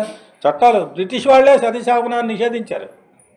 రాజా రామ్మోహన్ రాయ్ ఇలాంటి వాళ్ళ సంఘ సంస్కర్తలు దీన్ని వ్యతిరేకంగా ఉద్యమాలు చేస్తే బ్రిటిష్ వాళ్ళే చట్టాలు చేశారు. అంటే రాజ్యాంగాన్ని ముందే కొన్ని ఇలాంటి దురాచారాలు నిర్మూలించింది బ్రిటిష్ ప్రభుత్వం. రాజ్యాంగంలో ఇంకా బాగా చేశారు. అందువల్ల మనం ఈ సనాతనాన్ని, మనుధర్మంలో స్త్రీల పట్ల, వివిధ కులాల పట్ల ఉన్నటువంటి వివక్షత నిర్మూలించాలంటే మనం ఈ రాజ్యాంగం అమలు కోసం గట్టిగా ప్రయత్నం చేయాలి. దీనికి సనాతనానికి వ్యతిరేకమైనటువంటి పదం ఏంటండి? ఆధునికం ఆధునికం సనాతనానికి ఆపోజిట్ వర్డ్ అంటాం కదా, వ్యతిరేకమైనటువంటి పొందడం ఆధునికం. ఇప్పుడు మనం ఆధునిక యుగాల్లో ఉన్నప్పటికీ కూడా మహిళల కోసం దానికోసం ఎంత చేస్తున్నా గుడికి మహిళని పూజారి చేయమంటే చేయరండి. గుడికి పూజారి మళ్ళీ మగాడే ఉంటాడు. గుడికనే కాదు, ఒక చర్చికి ఇన్ఛార్జ్ కింద ఓ ఫిమేల్ మదర్ని పెట్టచ్చు కదా, పెట్టరు. మసీదు కూడా మొల్లని పెట్టచ్చు కదా, మహిళని పెట్టరు. వాళ్ళు మహిళలు మసీదుకి వెళ్ళకూడదు. అందువల్ల అన్ని మతాల్లోనూ, హిందూ మతం అనేది కాదు, ఏ మతంలోనూ కూడా మహిళలకు ప్రత్యేకమైనటువంటి ఇది హిందూ మతం కోసం చెప్తున్నాం. ఇప్పుడు సనాతనం అన్నది మనుధర్మం అన్నది సబ్జెక్ట్, కానీ ఈ మహిళల పట్ల వివక్షత ఇస్లాం మతంలో మరీ ఎక్కువగా ఉంది. బురకాలు కూడా ధరించాలండి, ఇంకా దరిద్రం అది, మొహాలు కూడా కనపడకూడదు అన్నమాట. అందువల్ల ఇంకా అన్యాయమైనటువంటి వివక్షతలు అవి అక్కడ ఉన్నాయి. అందువల్ల మనకి ఏ హిందూ మతంలో గుడి పూజారి కూడా చేయదు మహిళల్ని, మత పెద్దలు చేయదు, కుటుంబ పెద్దలు చేయదు. కుటుంబ పెద్ద ఎవరండి? కుటుంబ పెద్ద తండ్రి ఉంటే తండ్రి, భర్త ఉంటే భర్త, కొడుకు ఉంటే కొడుకు. నువ్వు మాత్రం అప్పటికి కుటుంబ పెద్ద కావు. ఎక్కడెక్కడైనా అయితే అవ్వచ్చు, కానీ సమాజం జనరల్గా కుటుంబంలో పెద్ద మగవాడు అవుతున్నాడు. ఇది అంటే స్త్రీకి ఎప్పుడూ స్థానం ఉండదు. కానీ అదే స్త్రీ భారత రాష్ట్రపతి అవ్వచ్చు, భారత ప్రధానమంత్రి అవ్వచ్చు, మన విశాఖపట్నం మేయర్ అవ్వచ్చు. ఈ అవకాశాలన్నీ ఏది ఇచ్చిందండి? సనాతనం ఇచ్చిందా, రాజ్యాంగం ఇచ్చిందా? నీకు రాజ్యాంగం కల్పించింది మనకి. అందువల్ల స్త్రీ సమానత్వం. ఒక దళితుడు ప్రధానమంత్రి అవ్వచ్చు, రాష్ట్రపతి అవ్వచ్చు, గవర్నర్ అవ్వచ్చు, ముఖ్యమంత్రి అవ్వచ్చు, కానీ గుడికి పూజారి అవ్వలేడు. అంటే నీకు సమానత్వం తీసుకురాలేదు. సమానత్వం ఏది తీసుకొచ్చింది? నీకు రాజ్యాంగం తీసుకొచ్చింది. అందువల్ల ఈ రాజ్యాంగాన్ని బాగా అమలు చేయడం అన్నది సనాతనానికి విరుగుడు. ఇది అర్థమైందా? ఈ రాజ్యాంగాన్ని ఈ అంశాలన్నీ ఎందుకు రాయవలసి వచ్చిందంటే ఈ మనుధర్మం యొక్క సనాతనాన్ని ఇది అన్నింటినీ ఆ రాజ్యాంగ నిర్మాత అంబేద్కర్ లాంటి వాళ్ళు బాగా అధ్యయనం చేశారు కాబట్టి మంచి అంశాలు రాజ్యాంగాల్లో ఉన్నాయి. ఇప్పుడు బీజేపీ నాయకులు నరేంద్ర మోడీ ప్రభుత్వం చేస్తున్నటువంటి పని ఏంటంటే ఆ రాజ్యాంగాల్లో ఉన్న మంచిని కాస్త తీసేసి మళ్ళీ మనుధర్మాల్లో ఉన్నటువంటి చెడును పెట్టియాలని ప్రయత్నాలు చేస్తున్నారు. ఇదే కానీ జరిగితే ఏమవుతుంది? సమాజం ముందుకెళ్ళడం కాదు, ఇంకో 1000 ఏళ్ళు వెనక్కి వెళ్ళిపోతుంది. మరి వెనక్కి వెళ్ళిపోవడానికి మనం అనుమతిస్తామా? ముందుకు వెళ్ళేటట్టుగా ప్రయత్నం చేస్తామా? మన చేతుల్లోనే ఉంది. మన చేతుల్లో ఉందంటే ఏం చేయాలి? నరేంద్ర మోడీ విధానాలు, ఈ సనాతనం, వీటి వెనకాల ఉన్నటువంటి అర్థాలను మనం తెలుసుకోవాలి. మనకి సనాతనం హిందూ మత సాంప్రదాయాలు అనేసరికల్లా మనవాళ్ళు కూడా చాలామంది పోనకోవచ్చినట్టు ఊగిపోతారండి. ఎందుకంటే మనం సనాతనం మన సాంప్రదాయాలు ఏమిటి? సాంప్రదాయం మంచి సాంప్రదాయం అయితే ఫాలో అవ్వు. మంచి సాంప్రదాయం అయితే మంచి, ఎప్పుడైనా మంచిని తీసేసుకో నువ్వు. ఇప్పుడు నేను వయసులో పెద్ద, అమ్మాయి చిన్నది, ఆ అమ్మాయిలో ఏమైనా మంచి ఉందనుకోండి, నేను తీసుకుంటే బాగుపడతానా? నేను బాగుపడతాను కదా. నేను పెద్దవాడిని, ఆ అమ్మాయి చిన్నది, నాలో చెడు ఉందనుకోండి, తీసుకుంటే ఏమవుతుంది? పాడైపోతుంది. అందువల్ల మంచిని ఎప్పుడైనా స్వీకరించేయాలండి. వాళ్ళు చిన్నవాళ్ళ పెద్దవాళ్ళ ఏ కులవాళ్ళంత సంబంధం లేదు.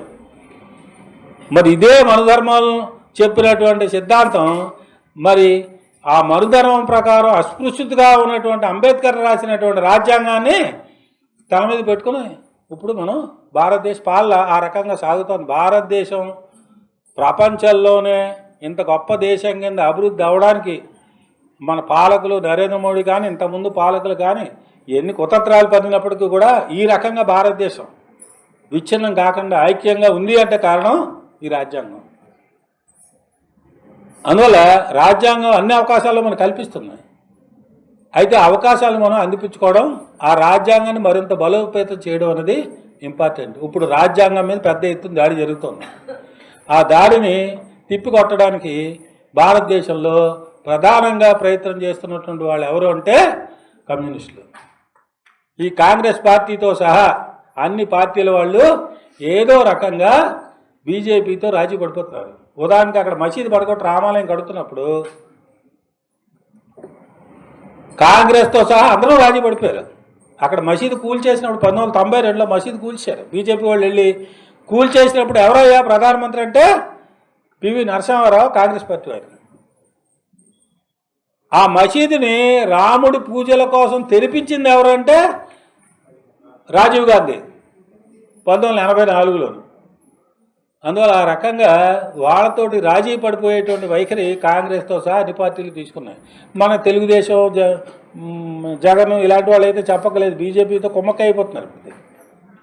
అందువల్ల అలాంటి వాళ్ళ వల్ల సాధ్యం కాదు, కమ్యూనిస్టుల ద్వారానే సాధ్యం అవుతుంది. అందువల్ల అంబేద్కర్ రాసినటువంటి రాజ్యాంగ వారసులు భారతదేశంలో ఎవరంటే ఇప్పుడు కమ్యూనిస్టులు. అందువల్ల కుల వివక్షత అంతం కావాలన్నా, స్త్రీ సమానత్వం సాధించాలన్నా ఆ కమ్యూనిస్ట్ పార్టీని, సిపిఎం పార్టీని బలోపేతం చేయడం ద్వారానే సాధ్యమవుతుంది. బలోపేతం చేయాలంటే ఏమిటి చేయాలి? మనం సిద్ధాంతాన్ని, విషయాల్ని కూడా అర్థం చేసుకోవాలి, దాన్ని ఇతరులకు చెప్పాలి, దాన్ని ఎంతో కొంత మేరకు ఆచరించాలి కూడా. అర్థమైందా? అలాగే సిపిఎం పార్టీ సంఘాలని ఇప్పుడు ఐటీఆర్ పెట్టాం, ఇలాంటి సంఘాలని బలోపేతం చేయాలి. చేస్తే అప్పుడు ఎక్కువ మంది, కొన్ని వేల సంఖ్యలో మనం బోలెడు మంది జనం ఉన్నాం. విచిత్రం ఏంటంటే సగం మంది మహిళలే. ఆకాశంలో సగం, నింగిలో సగం, నీళ్ళలో సగం అంటాం. ఎందుకు సగం ఉంటే ఉపయోగం ఉంది? చైతన్యం లేకపోతేనే. అంతేనా? చైతన్యం లేకపోతే సగం ఉండే ఉపయోగం ఏముందండి? నిజంగా మహిళలే కానీ తలుచుకుంటే ఈ నరేంద్ర మోడీ ప్రభుత్వం ఇలా నిలబడగలదండి? మహిళల మీద అత్యాచారాలు చేస్తుంటే ఆ అత్యాచారాలు చేసిన వాడిని వెనకేసుకొస్తుంది ఈ ప్రభుత్వం.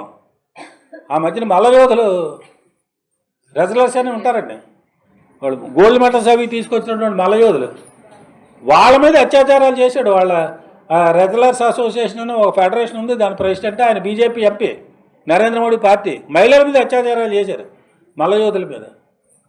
ఆమె పేరేంటమ్మా? పొగాడి అని. ఇలాంటి వాళ్ళు చాలామంది, వాళ్ళు గోల్డ్ మెడల్స్ తీసుకొచ్చారు మనకు ఒలింపిక్స్లోనూ అక్కడను. అలాంటి వాళ్ళ మీద అత్యాచారాలు చేశాడు ఈయన, లైంగికంగా వేధించాడు. బీజేపీ ఎంపీ వాళ్ళ మీద చర్య తీసుకోమని వాళ్ళు పాపం రోడ్డు మీద వచ్చి ఢిల్లీ జంతర్ మంతర్ దగ్గర ధర్నాలు చేసిన టికాటా లేకుండా పోయింది. అంటే ఎవరు కొమ్ము కాస్తున్నాడు ఈ నరేంద్ర మోడీ? ఇప్పుడు మహిళల సమానత్వం అని నినాదాలు ఇస్తాడు, బేటీ బచావో బేటీ పడావో అని. ఎవరికి కావాలి నినాదం? ఆచరణలో నువ్వేం చేసావు అన్నది పాయింట్, అంతే కదా. ఆ బేటీలను చంపేసేటువంటి, బేటీల మీద అత్యాచారాలు చేసేటువంటి కీచకులు నువ్వు సమర్థిస్తూ నీ పార్టీలో అట్టెపెట్టుకుంటూ ఇలాంటి నినాదాలు ఇస్తే పచ్చి మోసపూరితమైనటువంటి నినాదాలు. అందువల్ల వాడు ఇచ్చే నినాదాలు కాదు, వాడు చేసే పనులు ఏంటన్నది మనం చూడాలి. అందువల్ల ఆచరణ అన్నది కీలకం, నోటితో చెప్పడం కాదు, వాడు ఏం చేస్తున్నాడు అన్నది మనం గుర్తెట్టే పెట్టుకుని ఆ రకంగా మన భారతదేశంలో ఈరోజు సనాతన పేరుతోటి సమానత్వానికి పెద్ద సవాళ్ళు వస్తున్నాయి. మహిళా సమానత్వాన్ని చెప్తున్నారు, మహిళలకు రిజర్వేషన్ల వల్ల కొన్ని పోస్టులు వస్తున్నాయండి. కానీ ఆ రిజర్వేషన్లు వచ్చినటువంటి పోస్టులు కూడా ఎవరు వెనకాల ఉండి ఆడించేస్తున్నారండి? మగవాళ్ళ భర్తలు ఆడించేస్తున్నారండి. మన విశాఖపట్నం మున్సిపల్ కార్పొరేషన్లో 3వ వంతు మంది మహిళలు కార్పొరేటర్ల కింద ఉన్నారు. ఆడికి రోజు మహిళలు రారండి, మగవాళ్ళు వస్తారు. ఎవరంటే ఆ వచ్చిన వాళ్ళ పేరేంటి తెలుసునండి? ఇందాక నేను ఎంసీ అన్నాను కదా, అంటే మనకేష్టని. వీళ్ళ పేరేంటి తెలుసునండి? సీఎం అండి. సీఎం అంటే కార్పొరేటర్ పొగడు. అది కమిషనర్ మేయర్తో సహా చెప్పేస్తారండి. మేయర్ దగ్గరికి వెళ్ళారనుకోండి, మేయర్ దగ్గరికి బంటో తెలిసి చెప్తాడు, సార్ 26వ వార్డు సీఎం వచ్చారండి అని. అంటే 26వ వార్డు కార్పొరేటర్ మొగుడు వచ్చాడని. ఎంఎం కూడా ఉన్నాడు, మేయర్ మొగుడండి. వాళ్ళే ఆడించేస్తారండి వీళ్ళు ముందు పెట్టి. అందువల్ల రాజ్యాంగం ఇచ్చినటువంటి పదవుల్లో కూడా ఆ సమానత్వం రాకుండా అడ్డుకుంటున్నాయి. అందువల్ల ఇంకా బాగా ముందుకెళ్ళాలి. మహిళల చైతన్యం మీద భవిష్యత్తు అంతా ఆధారపడింది. అందువల్ల వీటన్నిటిని కూడా మనం అవగాహన చేసుకుని, అర్థం చేసుకుని, మన సంఘాలని, సిపిఎం పార్టీని బలోపేతం చేయడం ద్వారా మనం సమాజాన్ని ముందుకు తీసుకెళ్ళడానికి ప్రయత్నం చేసి ఆ దిశలో మీరు అందరూ భాగస్వాములు కావాలని మీకు విజ్ఞప్తి చేస్తూ ముగిస్తున్నాను. Thank you.